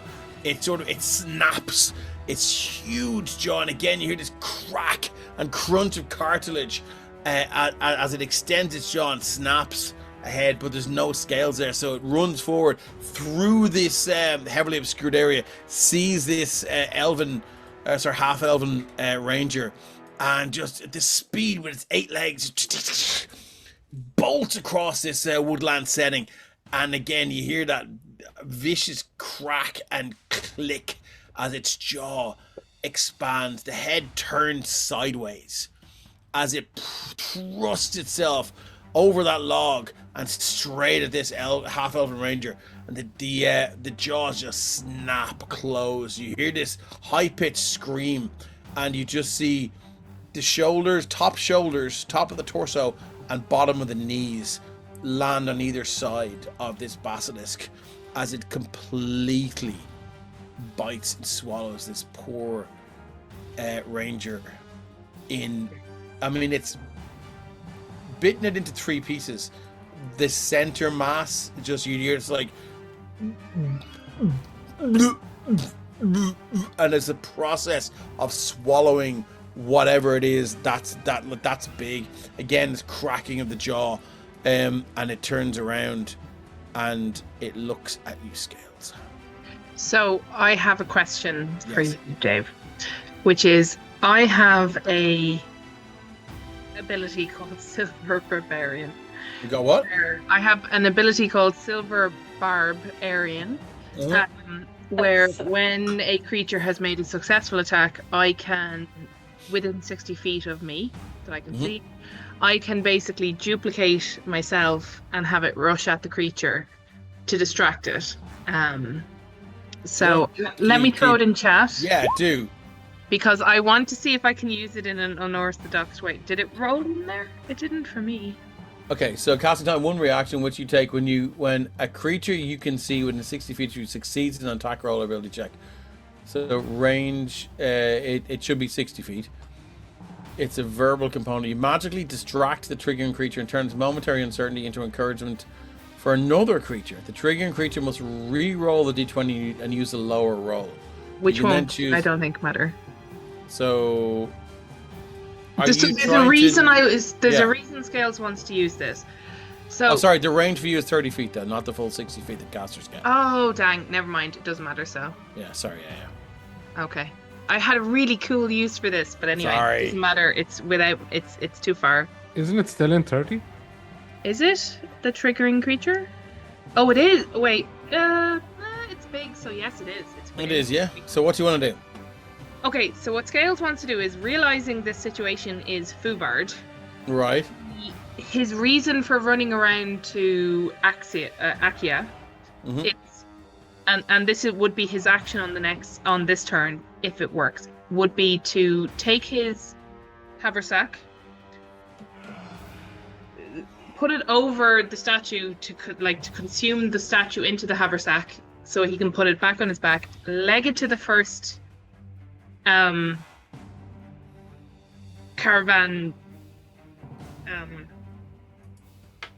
caravan and prepare to drive away. Because Okay, so how is Silver Barbarian doing this? so basically Because this really sounds like an action to me. So it's a reaction to trigger Silver Barbarian when this creature is attacking the now dead ranger. Well, so what you would do is you would use your Silver Barbarian to maybe negate the critical hit that it got. Well, yes, but it would still probably hit. Did it get a critical hit? Doesn't negate, it makes it reroll, so like it can still hit. But No, like, it has. It has to use the lower of 2. Yeah, so you might make it miss. Oh, I could make it miss. Well, that wasn't Scales' intention, though. Okay, so what was Scale's intention? Because I'm not sure you can do it. Scales' intention is to have the Silver Barbarian appear, rush the creature to distract it while it's attacking this other thing, grab the statue of Akia, get on the horse, and be prepared on his next action to ride away. Okay, so 9 times out of 10, I'm a yes DM, but I'm sorry that it's not. Dang. It's not gonna fly just because of like. It was more so that it wouldn't look around to see where Scales was when it finished killing the guard. Because you said at the end, Okay. It looked around to where Scales was, but at this point in time, it would look to where the Phantom Scales was. Yes. So that's fine. Yes, I'm happy. So it's but you distracting the can't creature. But you can't bag up. No. her That would on be the my reaction now. and- That would be okay. my action. Yeah. Okay, So cool. It's to see if maybe I can make it to the driving seat of the carriage without the creature knowing where I am, Actually, Dave, quick question. which is a luck roll, perhaps. Scales is the last creature to have actually landed a hit on the basilisk. Oh, right? actually, that's a good point. It So would, was have that- it would have disadvantage anyways because of the Ancestral Yes. Guardians. It would have been at disadvantage, and the ranger or whatever it was would have had resistance to whatever type of damage. Barbarian resistances, yeah. Yeah, Well That's how that pointed works. out. it's still dead. It's still dead, Yeah, I think. I just yeah. had to say that. in That's case okay. that Thanks. affects anything. Yeah. So in that context, like it was out, but also it's terrible of Scales, I know, and it's kind of out of character for Scales, but also he's like, this situation is Fubard. I need to get back to my friends because I'm on a little trip away from my friends. That my intention is to go get my present and get back to my friends. I can't, do everything. So this situation is Fubard. I'm getting out of here and I'm taking my statue friend with me in the hopes that Ren or one of my friends in the Arcanist district might be able to fix her. So Scales is Okay. before that creature attacked, Scales was fully collecting Akia and getting on that horse. So whether or not the ranger survived, Scales was doing this. So Okay, cool. So I'm gonna Can I say, use yeah, it that yes, way? you can use it that way to distract the creature, awesome. so that. It doesn't look at me basically when it finishes its turn. Okay, that's fair. Okay, I'll knock that one off for the day. Okay. So that's scale. So what are you doing with your action now? So Scales' action is to take his haversack and swallow the statue with his haversack and then peg it She to is the small. caravan. I think she would fit. She's small. Yeah. Cool. Okay, so he does that, and he basically goes 5, 10, 15, 20, 25, 30, 30, 35, and now he's on the horse. Okay. And it's up to you whether or not he can go giddy up and start the cart moving, or if that's his next I'm turn. gonna say that will be your next turn. I thought so. So that's Scales' turn, basically. I hope the horse isn't looking at the basilisk. I'm just gonna say, let me look at this One hope. creature's. There's two of them. There's intelligence. two of them. So if one horse can drag the carriage Scales, his And the haversack stone, and the stone horse. Okay, cool. I would have to argue Kardic's point that horses in carriage generally have blinders on to prevent them being Oh, distracted. that's a solid point. They cannot see peripheral, only where they're going, to prevent them from being distracted. That's a very good point, Stephen. Dave, we don't want you to kill Scales. Just We're let on to the Scales run, Sniper please. Ranger, okay, who was gone. Now we're on to the Greater Basilisk. Now, Raw for indigestion. I would like to think Didn't that chew its Scales' food. barbarian, for argument's sake, either came from this direction or that direction. He But also has a bunch of Scales astrological knew guardians. he was going here. get the attack. So Scales knew he was going to run there. So if Scales has any control over the Silver Barbarians, he would have them coming from like that side of the basilisk. Obviously not that side. But I'm happy to leave it to a luck roll or. No, I would love all of you to come over here and sit in here because you're all backseat DMing. I'm only joking. Okay, cool. So what I think is going to happen here is it's a Greater Basilisk's turn. Its intelligence is No? shit. So Negative. it's gonna go for the first thing you can see, which Teddy is bear. this horse here.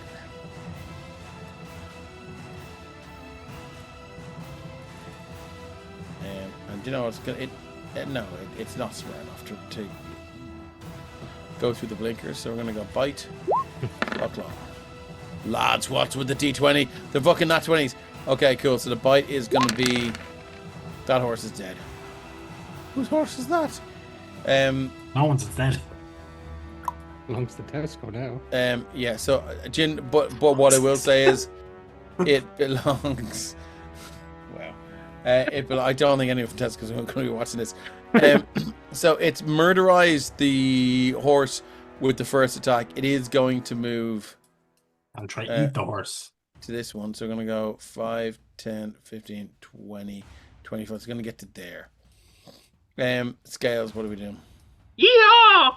Ka-chung! Go! Horses, go! Can I get an animal handling check, please? It's yeah. Let's just so. Can How is Scales?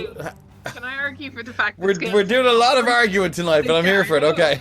Can I argue for the sake that Scales is for once in his very calm rage doing a sensible thing and legging it to get advantage? His ancestral guardians have popped pom-poms, you know? It's like, oh my god, learning. Sure. Yay! I need a DC 15 for this. 16! Yeah. Scales.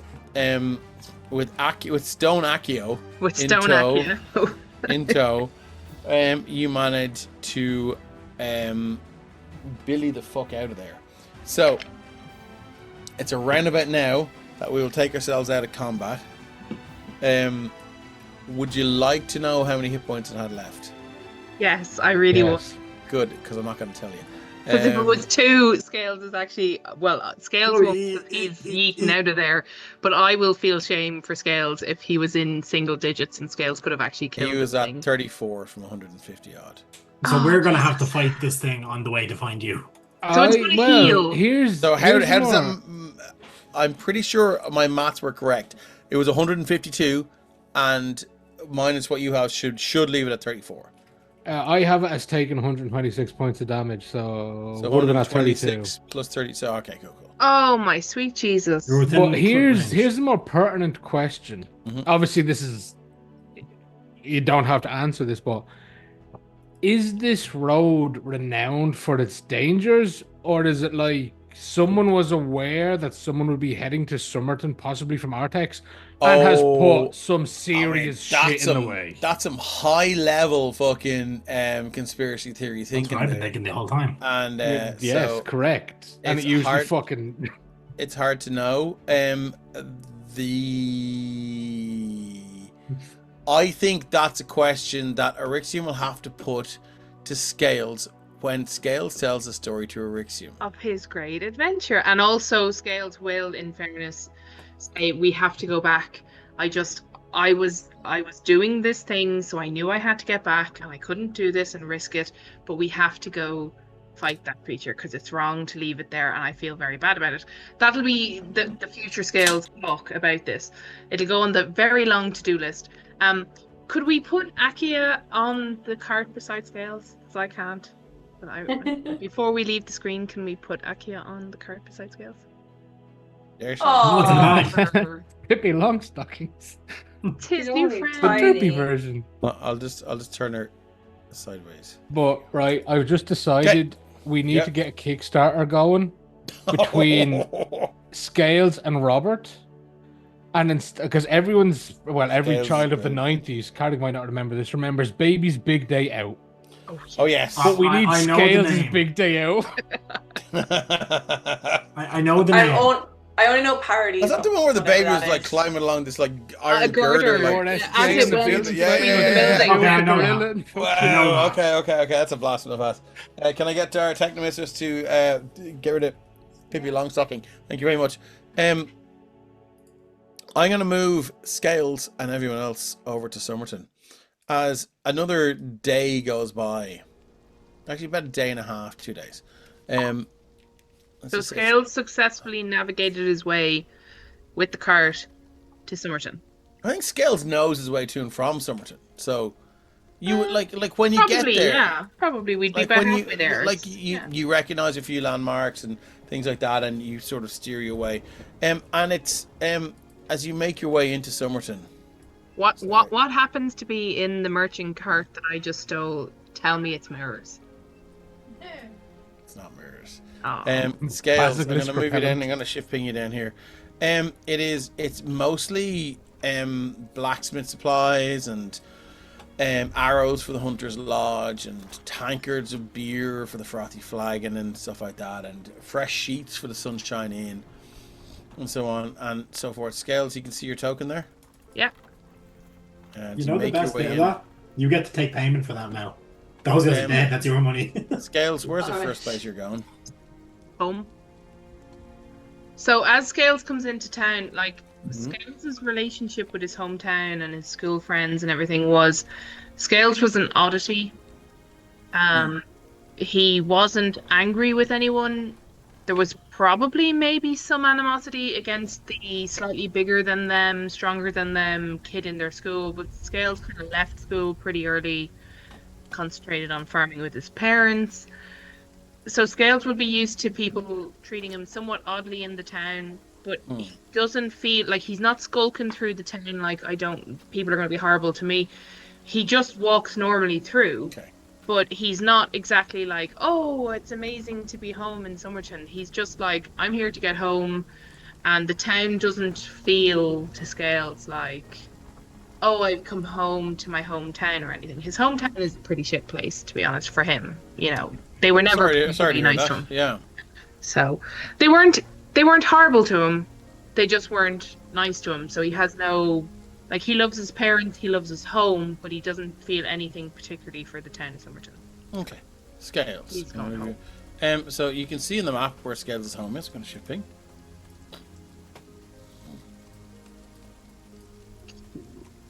Going to get you to. Can you see it there? Yeah, I can. You move your token down there. There's your token. My token moved, so I can't find. Oh, there I am. So yeah, he would come in and he would go. What would he do with the cart? Right in the front garden. Duh. You have a cart now. Grand Theft cart. I don't know if he'd ride a cart into town. It wouldn't be familiar. Would he leave it just outside town, or would he? He'd probably drive it up and kind of like say to somebody at the Hunter's Lodge, "Hi, I was getting a ride with this cart, and then the cart got attacked, and nobody survived, and now there's this cart and the horses and everything. So, would you look Okay, after cool. the So horses?" as you make it up to the Hunter's Lodge, you see this guy. He's probably a 25-year-old male human with this like sort of side shave and this long sort of blonde hair that goes over the side, very anime looking, and he goes, "Hello, are you lizard folk?" No. No. Do I know this person? Would I be familiar with them? No. Okay. The Hunter's Lodge. So there's a series of Hunter's Lodges around Sopherone, and they sort of it's a place for rangers to come and go and stay. So he goes, "Hello, yes." Yeah, Scales would just say no. He wouldn't explain, but he'd say no because everybody here knows he was a Dragonborn, so there's no point pretending in Scales' mind. So he'd just say I no. see. Then what are you? I'm me. I'm Scales. I don't know what that means. I have Okay. scales in my armor. It's kind of like that. Yeah. I see. I have scales, see? And he holds up his arm and he shows his scales. I haven't counted how many I have yet, but I'm gonna do that because a friend suggested that I should count how many scales I have. Do you know how many scales are in your armor? Have you ever counted? I count upon my armor at most battles, but I've never counted my armor. So, no, I don't. But Okay. I'm going to stop you there, Scales. And we're going to drop back to Artex. So, you guys, what is your plan? So, it took Scales a day and a half. Yeah. Sorry, So another day and a half to get there. Ren would have got to Dale's and wait. Probably, I don't know if he'd get there first, or I think they're closer. So Yeah. He'll probably let them do what they're doing, and then he'll come in probably midway through that. Stephen, you're muted. Sorry, children. No. So yeah, Mezelus, Orixium, and Leroy Jenkins would have headed at haste to Dale's. Yeah, since it seems like it's something hasty, I think T-Roy. T-Roy. Theroy! Jesus. That's even better. I love Theroy Jenkins. Wow. Yeah. Boy.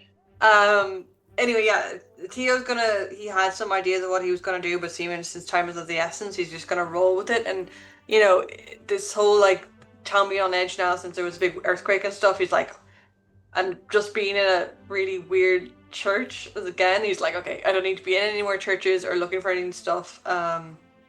He doesn't have any money to buy any supplies, so he's just gonna roll with whatever's going. Because I have all the money. Okay, so as you make your But way actually, around... yeah. I just would like to know, can I see the Church of Ilmater as we're going through the church district You at all? can. It would be... Let me just get it out here. It would be the little small one there. Is it damaged at all? Does it still have scaffolding or anything? Since... Yes, it's still being repaired. Oh, okay. Who That's broke the church? an interesting question. Did you break the church? What? No. Why would you think That was that? a question to the You DM. asked the question. That was a question to What? the DM. I know. This is a question from character. Quick, give Okay. it. That's moving on. Oh, anything. Okay, yeah. So yeah, just gonna follow him. So, like, seems like Scales is not into trouble. Is this normal? Yes. I see what you. And as you make your way through to the Forge District, you find Dale is this is early morning still, and Dale is pulling the shutters up, and he's like, "Goddamn little bastards! I remember them." And he's just kind of muttering to himself, and as you can see, he takes like there's two sort of large mannequins that he sort of they're just behind the shutters. They're these kind of wooden shutters that he pulls down and up, and he has a little padlock. And he just sort of, if you've ever moved a barrel, you know the way you kind of rock it left and right, forward. He moves these two sort of like 6 foot tall humanoid mannequins out, and he has the armor on them, and he goes, "Goddamn, motherfucking armor didn't save me." And he's muttering to himself, and he walks back in. You can see he's sort of lighting lanterns and stuff because it's quite dark in this store. But the thing about the Forge District is it never stops forging. So there's like ting ting ting ting ting ting, and it's but there's like so many forges at the moment going, and that go and go and go.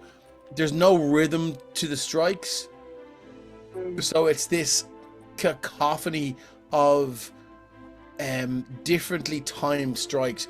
It's quite difficult to be there for a long time if you're not a native of the Forge District, and it's very disorientating. And a lot of people that come to the Forge District to do business find themselves sort of like speaking at a very, very higher level. But Dale sort of spins around and he goes, "What the fuck do you want?" Mezelus will look himself up and down, standing in his undergarments, and say, "Well, I would have thought that was quite self-explanatory. You are the procurer of this establishment, Dale, I believe?" Dale's dealings. Oh, Dale, pleasure to meet you. I am Mezelus Grimm, and he'll put his hand out to shake it. You got poison claws? Not the last time I checked. Okay then. I don't shake hands. Second person today. Anyway, yes, I am in urgent need of armor. Did you have a crazy night last night? No, I have been excommunicado, and mine has been taken. What does excommunicado mean? An uppity bitch in my temple has decided I am no longer worthy of her cause, Sounded and like a has biscuit taken. to me. I beg your pardon? It sounded like a biscuit to me. Biscuit. Excommunicado. Yeah. Yeah, sure, yeah. Nice. Marshmallow, sure, yes. Anyway, You want some armor. You want some armor? Yes, please. Okay, what kind of armor you're looking for? You can see like he's a very, very slight and slim man, and he's got like sort of this sort of slicked back, thin blonde hair that goes back, and he has a sort of like he has a hat. Need to go on a side quest to get that armor. This is a shame. He's a kind of a hat attached to one of his straps. And he goes, what kind of armor you looking for? Chain, splint, plate, Shane.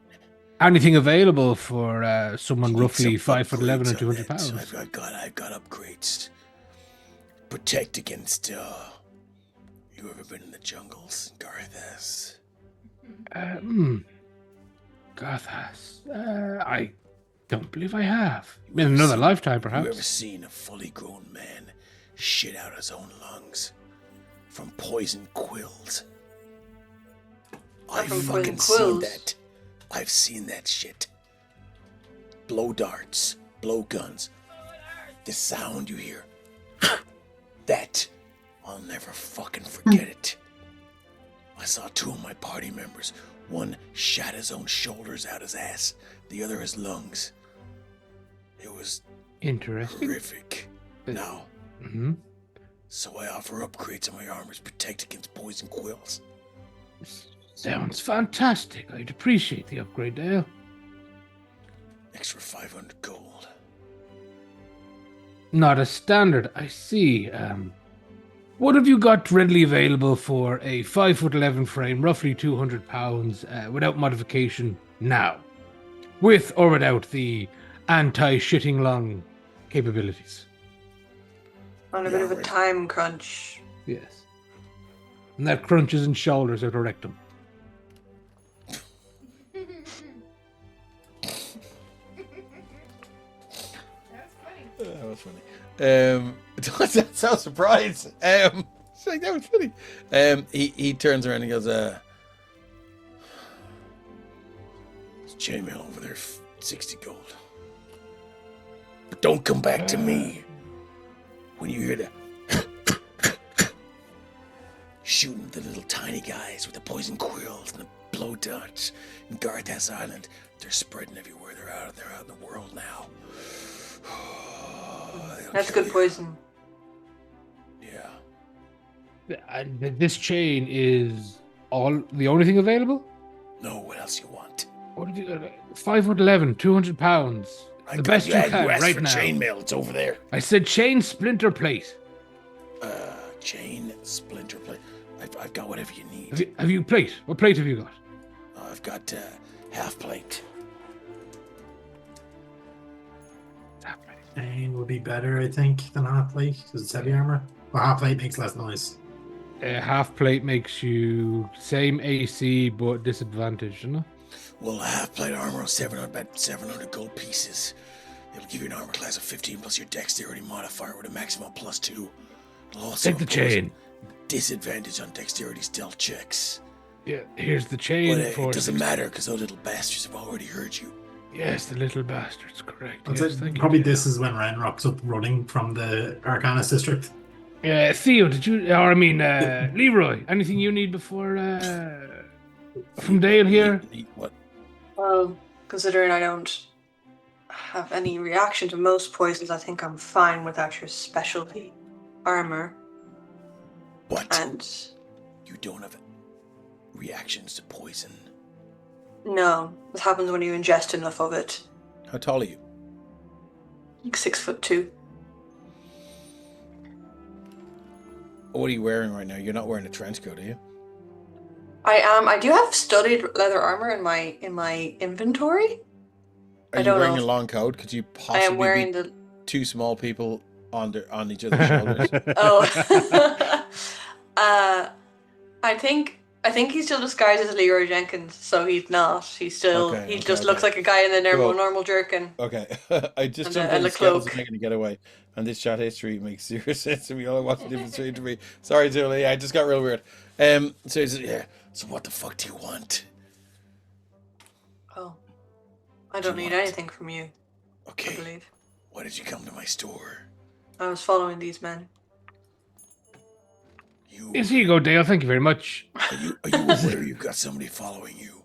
Mezelus will drop the 60 gold, grab the chain, and You're gonna just get chainmail. the 60 gold chain. Yeah. He turns around to you and he goes, I've got some magical chain if you want it. In all due respect, Dale, I'm in a hurry. Please, just tell me the best you have right now. 1,500 gold pieces. What does it do? It's a chainmail with a magical enchantment on it. One. Perfect. What is the enchantment? Well, it's one magical enchantment. It's a +1 chainmail. Right. Better chainmail. It's got a magical enchantment on it, you motherfucker. Don't let me say it again. As Dale is saying this and Ren's walking in. Yeah, Ren is running in. Ren, Like he's out of perfect breath. time. He's like, Pay the man. He's just like, pull out the press, good sir. hey, it's you. I think. Ren, pay the man. We're in a hurry. What? How much? Wait. How much? Wait.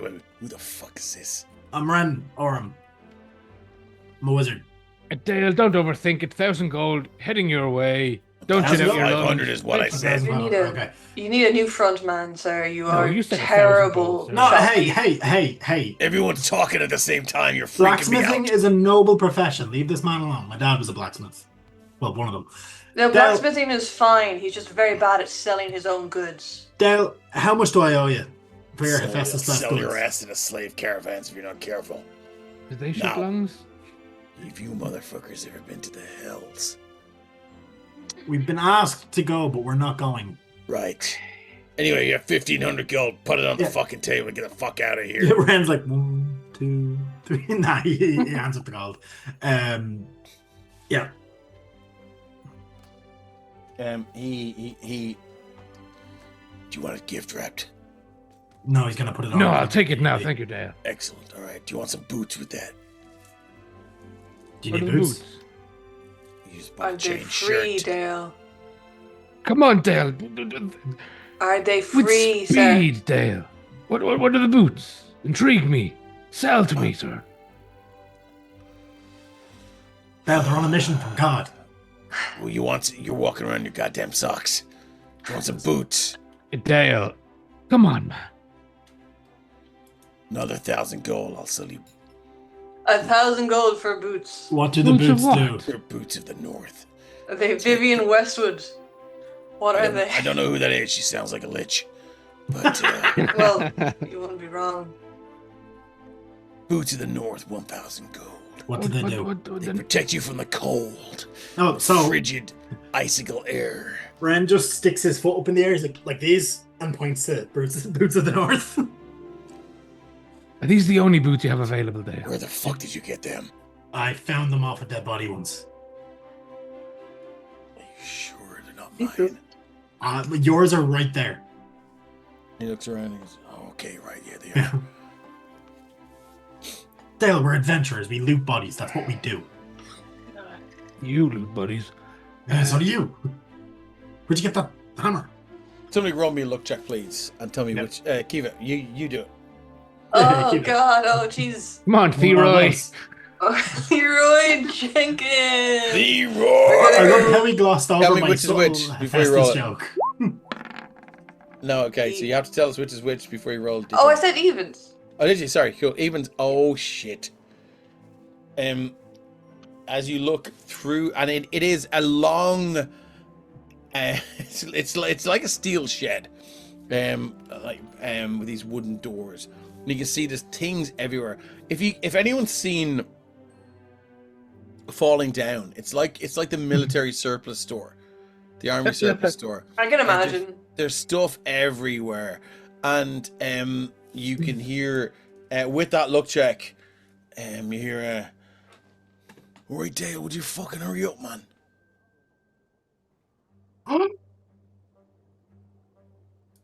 And we're not the only ones As complaining you of your service. as you overhear Eryxium and Mezelus, you overhear Barathia. My friend. I'm muting, sorry. The two of them just looking at each other like, the fuck? But it's a voice from around it's a voice from around a door, behind the counter. He goes, "All right, yeah, take whatever you fucking need. Just get out of here." And he goes, "Yeah, you have the boots for fucking 500. Drop the 500. I've shit to do." Ren chucks the boots for the 500 for that. Great. Okay, cool. The The shop's fastest blessing, fucking man. closed. Get the fuck out of here, or I'll fucking don't make me pull out the poisonous fucking blow I just said darts. Hephaestus bless you. I'm being nice. Ren, just a moment. And Mezelus will like shout over Dale's shoulder, "Hello?" They don't know who you're talking to. What you got back there, Dale? God, mate, who the fuck are you? Did they send you? Did those little bastards send you? Who the It's fuck? Mezelus Grim. Is that you back there? There is no answer.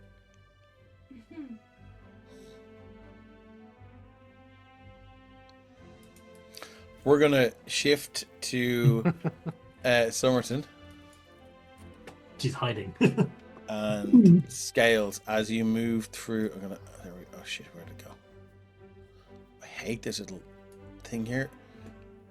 It doesn't move the tag down. So we're gonna go to the sewers first, so I can move everything down to Sumerton. Perfect. Scales.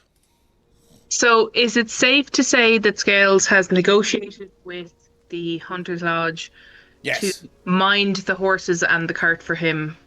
Yeah. And he probably gave them a ridiculous amount of gold to do so. Yes, absolutely.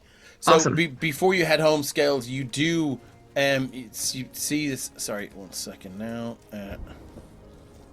See this man here. He's like, "Oh, Scales! Oh! It's great to see you, my friend. How long has it been? The savior of Sumerton. Please don't tell me your party died. The ones that saved us from those goblins all those months ago." Time is wibbly wobbly About a indeed. year at this point. Anyway. Wibbly wobbly, timey wimey. And Who is this? You can see it's Albert, the innkeeper. But it's weird. Albert is normally with his wife. They're like, they're never apart.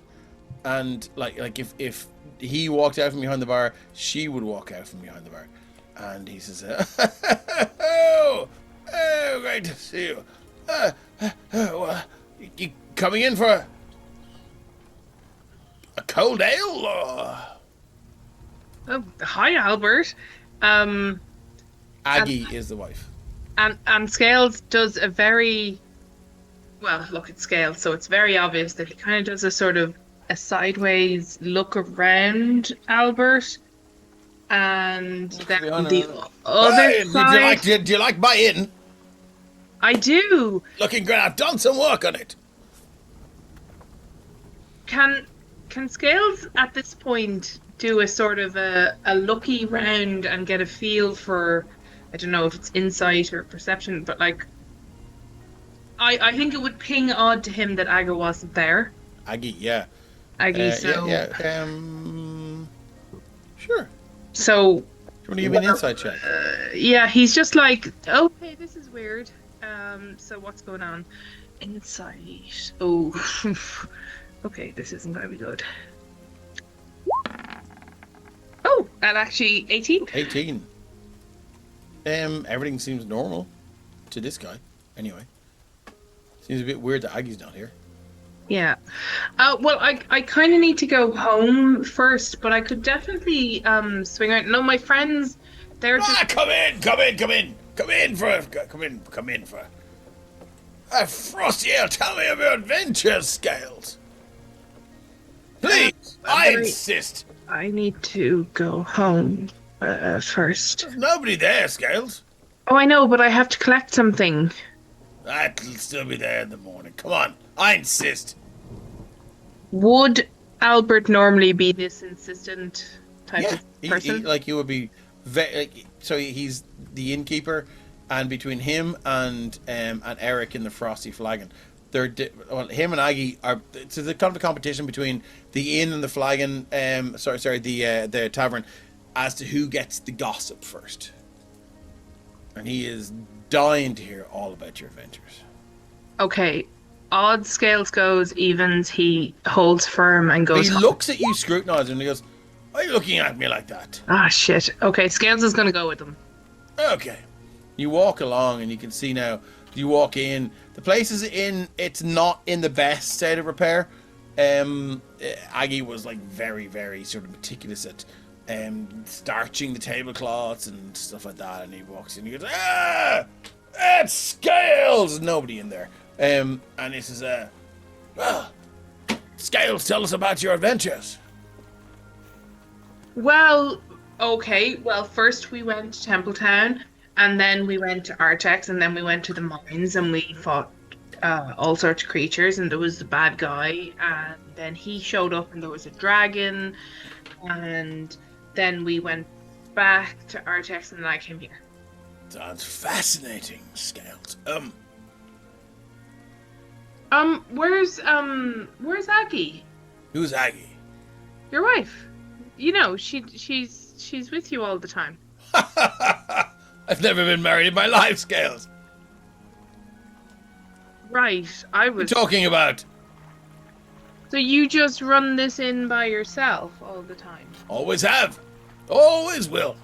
And you've never had marriage or Marriage. or anything? I'm a bachelor. Always have been, Scales. What, did you get your head knocked by a couple of maces, or? Well, I have, in fairness, been hit a lot. And I almost died a few times. And then I didn't die.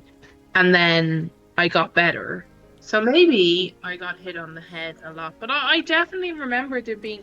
Was there a lady here who used to help you? Maybe. What? No, never, no. I've always run this place by myself, Scales. Are you the real Scales? Of course I'm the real Scales. There's only one of me. Because I'm Scales. I see. Well, look, great to see you. I'm going to absolutely. Eric's going to hate me. I got all the deets. Anyway, you're heading off to your home. I need to go home now. So thank you for the offer of the ale, but I'm actually not that thirsty right now.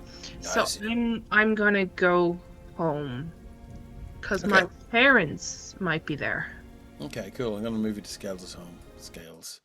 He didn't react to the parents being there thing. Sorry. Say that again. I'm gonna go home now because my parents might be there. Oh, your parents are long gone, Scales. Oh, they didn't come back? I thought they might have come back. No. Okay. Place is big, and we've all maintained it. But Well, that was good. That was good. I bet Aggie would have liked to keep the gardens good. why do you keep saying Aggie? Who the I think she was Aggie? just a lady Aggie? in the Who the fuck is Aggie? I can't I had help to it. do it. I had to do it. So yeah, Scales will depart feeling that wasn't right. Maybe I've forgotten things, although it seems like Aggie would have been hard to forget. Okay.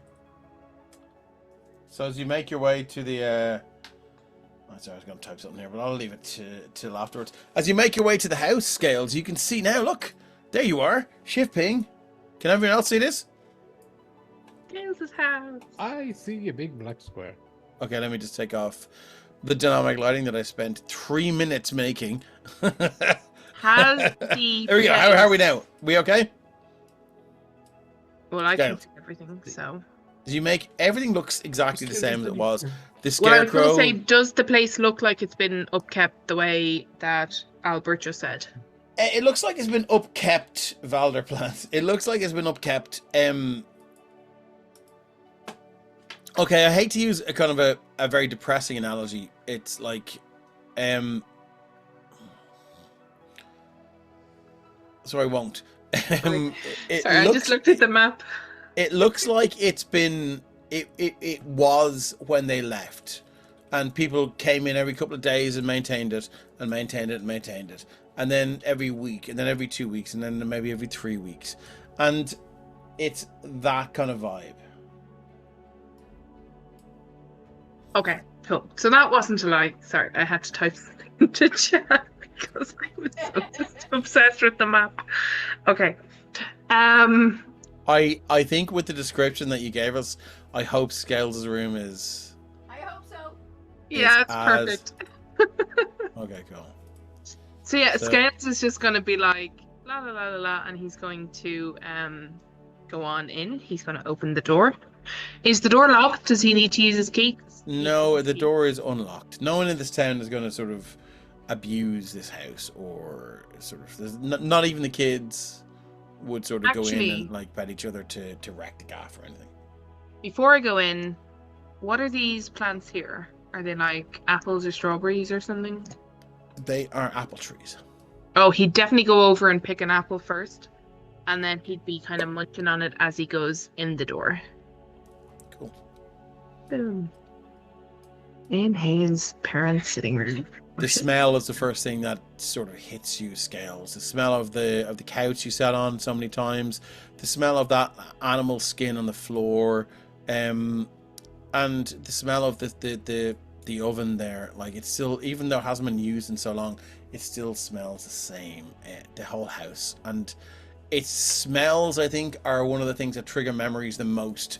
And you find yourself just all these memories flooding back.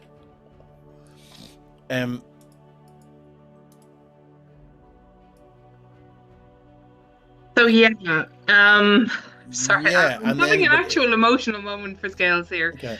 I'm too obsessed with the map, to be honest. So Yeah. I'm going to focus. So ignoring the fake message from his mother where it said it was under the stairs, Scales is going to just go straight for his bedroom. No, I thought it was on. It was said that it was under the bed. So it was under his bed, but in the message when Valder put his mother on Yes, him. She yes, said it yes, was yes. under the stairs. Sorry, of So, course, yes. so he's going There are to no stairs. go straight for his bedroom, which is unlocked, and he's going to go in. So as we move in, and we're going to get Kate to expand that map as much as we can, so we can all see Scales' bedroom. Scales, would you like to describe the bedroom to us? So, Scales' bedroom is a very basic room. There's not a huge amount in it. He's got a bed. The bed is clearly homemade because in his youth, Scales grew too big for a normal bed, so his dad made him a bed. It's well made because his dad was a good wood carver and wood maker, but it is clearly a home-hewn, like homemade bed. He's got his teddy bear sitting on the bed because he loved his teddy bear. There's a lovely multicolored patchwork throw that his mother had made him at one point for like some kind of a present or other that he adores, that was always on his bed. He's got a small bookcase that has, his school books, some books that he really liked. There's probably quite a lot of books about plants and botany and things like that. But other than that, it's just his school books before he kind of quit school.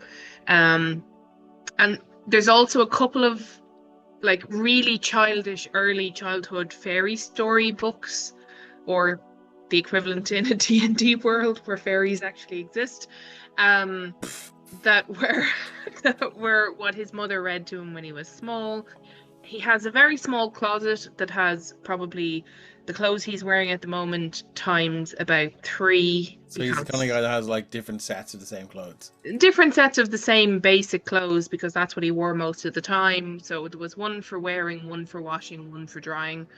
And he has one, let's call it his Sunday mass or funeral / any good event suit. The good clothes. That is a proper good outfit with a little like hole, like, but it was clearly made for just a big human, like hole in the back for the tail to come out. And a hole kind of like cut in but neatly sewed around the edges by his mum at the time for his tail to come out. But he only has one of those because, there's only so many good events you have to go to. So why would you need more? Other than that, in the room, there's some pictures on the wall that were clearly sketches that Scales had drawn. And most of them would be things like he saw a plant that he thought was really interesting. So he drew a particular bit of the plant up close. They're probably his best artworks ever if they made it to be kept and going onto the wall.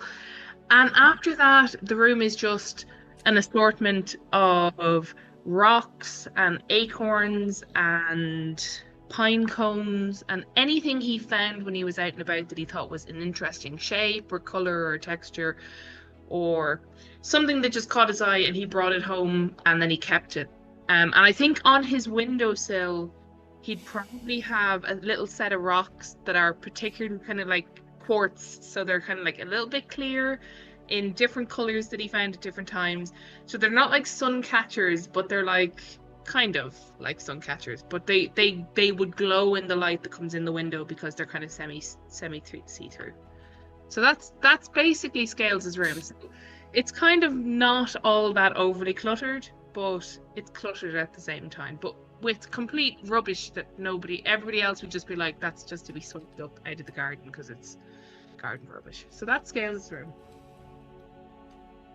Yeah, if there's a head under the bed, he's gonna have nightmares forever. Scales, what are you doing in the room? Okay.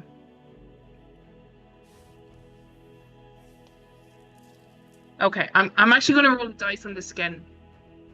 Odds he gets distracted, evens he doesn't.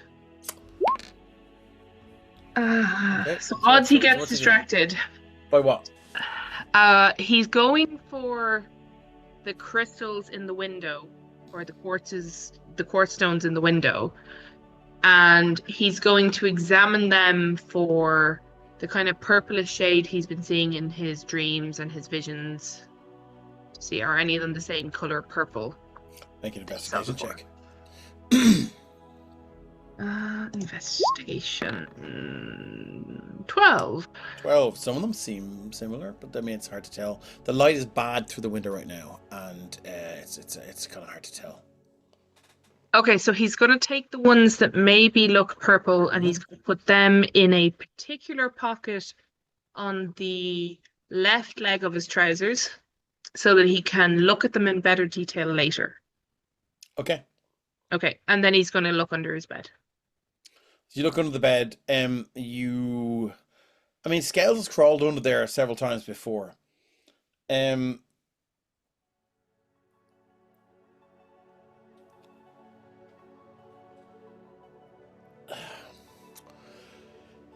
as you, I mean, but never when you were this big. Yeah.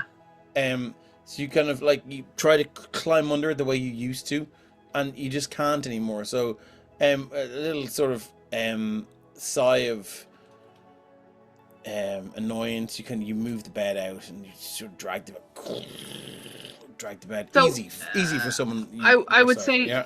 Scales wouldn't first drag the bed out. He just tried to kind of like lift it up in place. Okay, cool. You tell me then. Can he do that? Absolutely. And with a quick examination, you do find a piece of the floorboard that is loose. And as you lift it up, you do see there is a cloth wrapped bundle. Yeah, he'll pull the bundle out, put it to one side, put the floorboard back, let the bed go back down. Yeah. Gently, and then he's going to pick the bundle up, sit on his bed. He's going to give Teddy a pat. Yeah. You have to. And then he's going to unwrap the bundle. As you unwrap the bundle, there is a potion there that has for Scales a tag on it. For Scales XOXO. So he'll flip the label. Is there anything on the other side of the label? From Mum and Dad. Okay. And as you look at the potion, it's a yellow and black, thick liquid. It's like, if you can imagine, the best way I can explain it is like it's got like this sort of these concentric sort of these very obvious sort of designs. The black, like a wasp sting. Like a wasp's art. The best way I can describe it is there is. There's a pattern to it. You shake it, it swirls up, but it always goes back to the same way. Because he is going to shake the shit out of that. It goes to see what happens. Like absolutely. But then it just all returns. It's like a really it's like a sort of 90s tribal tattoo, and it sort of comes back. And does it always settle back into exactly the same? Exactly the same. Exactly the same. Okay. Okay. So. I think Scales would actually be talking out loud to the empty house. He's like, I shouldn't lick things that I don't know what they are, and I shouldn't drink things that I don't know what they are, and I shouldn't eat things what they are when I don't know what they are. But this is what my parents left for me as a present. But I found out about it in the witch's house, so maybe that's a bad thing. My parents wouldn't leave something bad for me. But then, maybe it's a bad thing. But then, when I was talking to after Valder was being mean, she told me to look under the stairs, but it wasn't under the stairs, it was under my bed. But maybe Valder had told her to say that. But then why would Valder know about the thing under my bed? Yeah, okay. No, I think... And then he's going to uncork it and go to drink it. Okay, Scales, you uncork it, there's an acrid smell to it. The one that doesn't... that you don't find...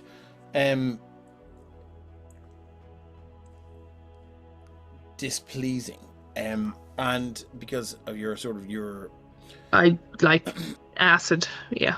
Your relationship with acid, and as you glug Scales, it tastes... Okay, before Scales okay. he drinks it. Yeah. Does it smell worse than any of the medicine he had to take when he was smaller and he got sick?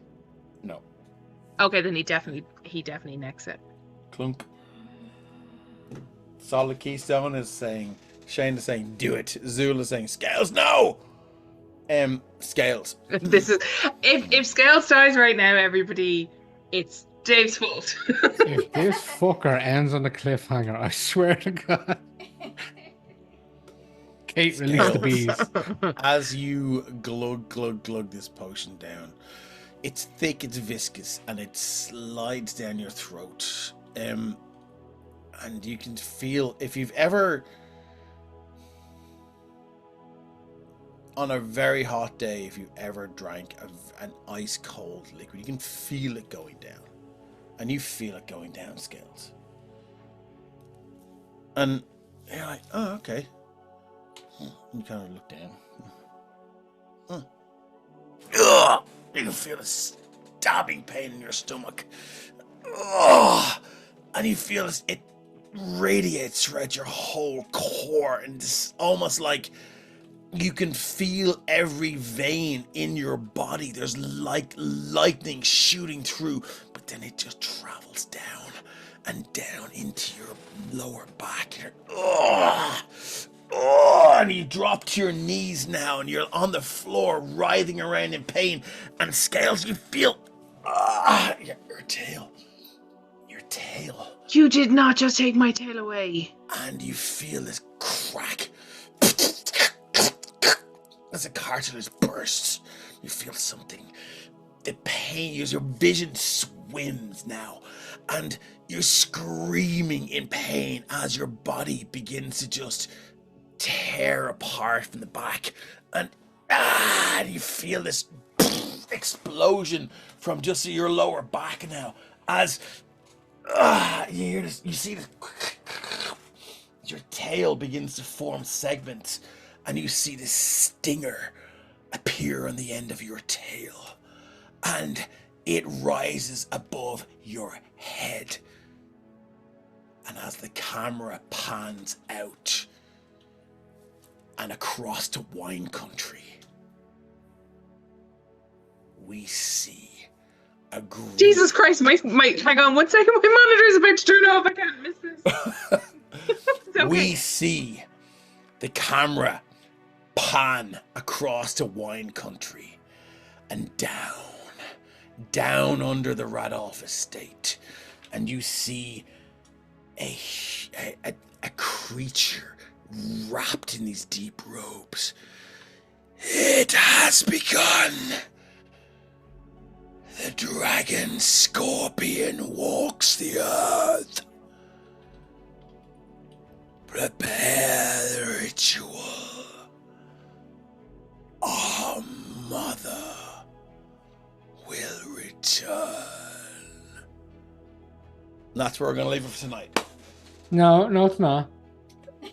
No. My tail! Wait, hang on. One very important question, though. Can Scale still hold a torch? No, but you do have a bonus Scorpion action scorpion tail attack that I will send to you. Awesome. But also, I can't hold a torch with my tail. No, it is not. No, it's not. Now my statue is out of... Look at him. He's... I'm so sorry. I'm so sorry. I'm so sorry. I'm so sorry. But listen, it's Gales' first for him. Look, look, we have at least like 5 more sessions before the end of the campaign. Don't worry. I'm only joking. Charmander has become Charizard. So I need to walk back and look at chat here. Solid Keystone, yeah boy. Lumbering Paddy, bad cats to the worms, carry news to the fucking dragon scorpion. You knew. We're going back through. What else have we got? As soon as you started focusing on the tail, I was like, dragon, weird tail shit. I was like, you motherfucker. There we are. Look, guys, thanks so much for sticking with us. I'm happy to do, what are we, 351? I'm happy to do like 5 minutes of a quick chat. Scales, Frona, how are you with this? I can't give you a heads up on everything, right? But also, yeah, Jesus, okay. He will pass out for about 6 hours with this, by the way. Yeah, I'm not sure how I am with this at the Okay. moment. I think I'll have to wait to see how it plays out. Is the scorpion tail going to try and sting Scales at some point? No. Or, You like control it. that would be a big thing. I do think Scales is going to spend a couple of episodes holding his tail and being like, "What the fuck?" Yeah. I think it'll also very much throw him into, "Why did my mum and dad leave me this?" Like I mean, my tail was perfect the way it was. It could hold things. It was my tail. And then they left me a potion that made this happen. So yeah, Scales and me both are kind of stunned, and Scales is definitely more confused than me. Are you okay? Oh, I'm okay. I'm here for Okay, it. cool. Like, Cool. yeah. Okay, cool. just I thought feel you were for actually Scales. I thought you were gonna like actually have the tail drop off, which No. was gonna be a very touching scene where he buried his tail in the backyard under the carrots, you know. Oh, the carrots. Under the carrots specifically, because carrots are kind of tail-like, if you know what I mean. You never heard of dragon tail carrot? You know. So Delicacy from Sumerton. at least he still has his tail, so like I'm good. What were the three dragons? The dragon scorpion, the dragon wolf. Oh, hold on. Dragon I have it spider or something. I don't know. here. 1 second now. There was I'm a not third inside. one. Dragon This is all fish? Jaden's backstory. I think Dragon's Wolf, Dragon Scorpion, and I have it. Shane might be able to tell us in chat there. I also have to go through my notes. Dragon mushroom. No. It feels like, I don't know what you guys are talking about. It feels like dragon spider is the answer to that last one. Don't think it 1 is. second, another dragon was brought in. I have all my notes here. Or lion. Shane, or something. Shane has a. Oh yeah, Scales' dream. Raven's Yeah. Ranger, it's Scales gets a bonus action sting according to what Dave said. Yes. Which I kind of look forward to. Is that a bonus action on top of my extra attack? Because now I can do 3 attacks essentially. I don't It's think a your bonus parents action left you attack. that. So Fenara's dream. Sorry, where's my notes here? You just Fenara's can't rage and dream. do it on the same turn. I think your mum was trying to tell you she moved your present. There are no stairs though, so Oh, you don't have stairs. There So are with no the stairs. stairs. It's a one-story house. What do you mean? Okay, that makes sense. Sorry, I was wondering where the Okay. stairs were. while Dave looks up his notes though, chat, should Scales bring his teddy bear with him? Absolutely. Oh, yeah. He got through some trauma as well. Like, He left it behind because like that's still his Big boy home. now. But maybe he's growing up and he knows he's not necessarily going to go home. So should he You bring should- the teddy bear? I think the teddy bear should come home. Scales should Scales. 100% plant the remnants of Prince Shane somewhere on the property. He's still And got that pot. Like bring he's Teddy. still carrying it. There's a lovely vegetable patch out the back, and Dragon Snake, the Dragon's Wolf, and the Dragon Scorpion. Nay.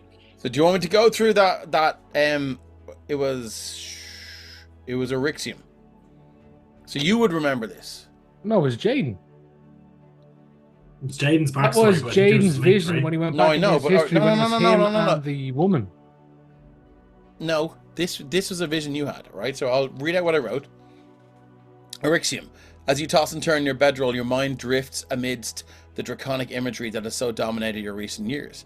A familiar voice draws you from your slumber, one from your past that fills you with dread, yet drips with promises. As is often the case with your dreams, you find yourself floating above the camp. Your keen eye discerns that it is far better tended to than it was when you fought. So, I'm sure this says Erixium.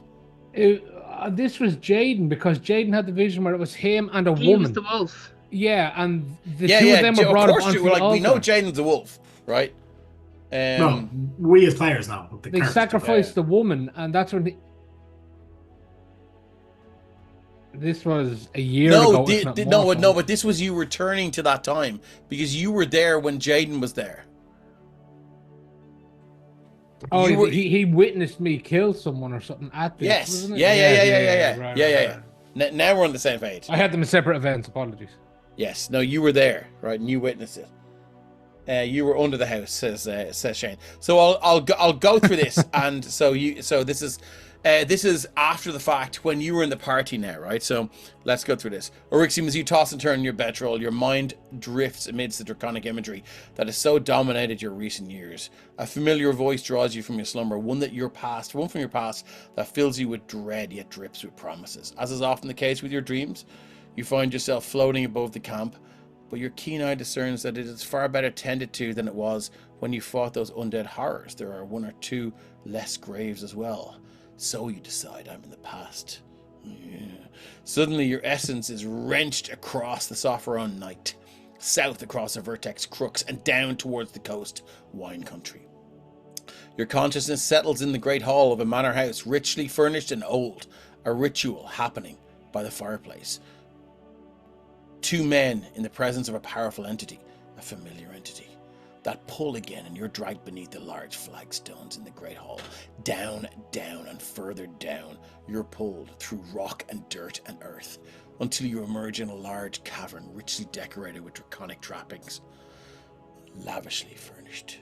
Several figures, heavily robed, stand around a large brazier, peering into it intently. You drift slowly over and hover above their shoulders, seeing now an image of the great hall you just left. Soon, one of them hisses from behind a low, heavy hood. Silence! The wolf arrives, led by the cub. The larger figure snaps. This one wears blue robes, different from the others and more ornate. He is irrelevant for now, but will play his part towards the end.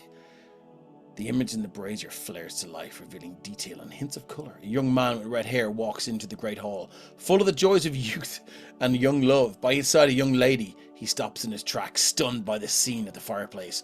In the cavern below, the figures lean in closer, riveted by the unfolding scene. The two men in the hall above, one far older than the other, react to the intrusion and speak to the young man, although you can't hear their words. Complete the ritual! The figure in the blue robes hisses, and with that, the older man in the chamber above crushes the skull of a wolf in the fireplace with a small hammer. In an instant, the young girl is turned to ash.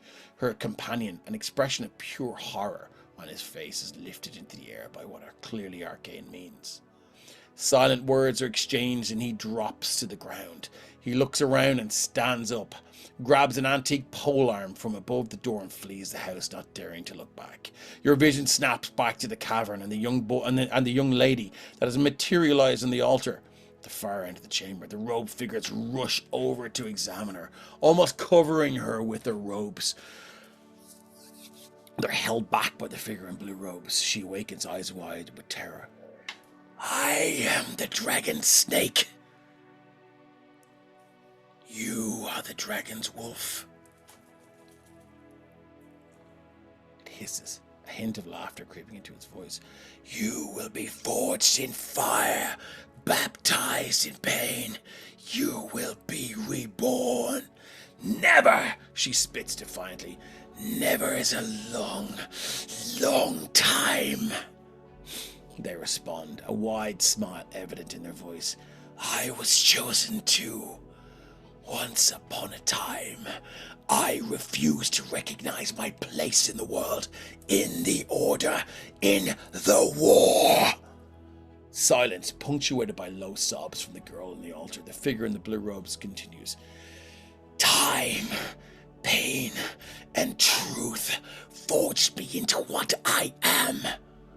You will walk that same path, and you will learn. Take her! They bark, and the other robed figures drag the young girl away, kicking and screaming. Figure in the blue robes looks across the cavern.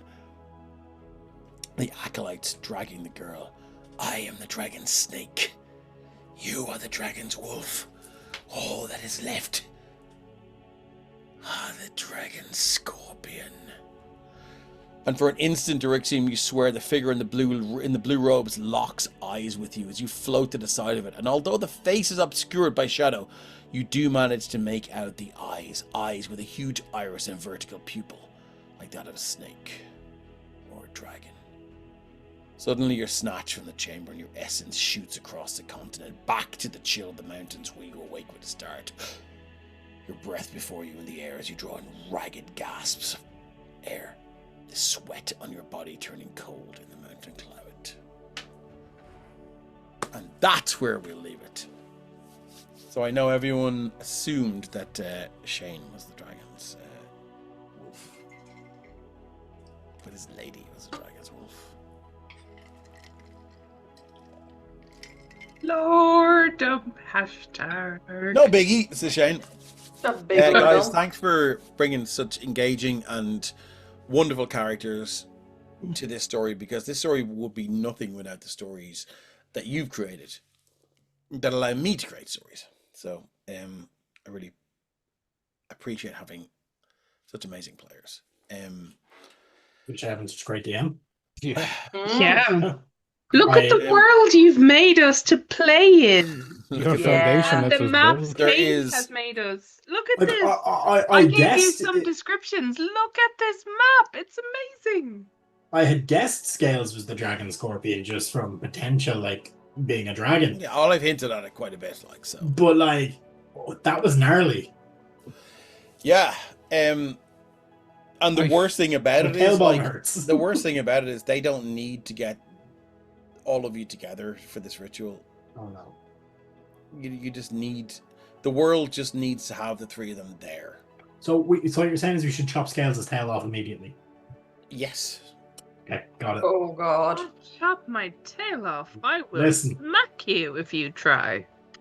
Thanks to everyone who hung around with us and dropped in and out and dropped some awesome jokes in chat and just and that engages with the story we're telling.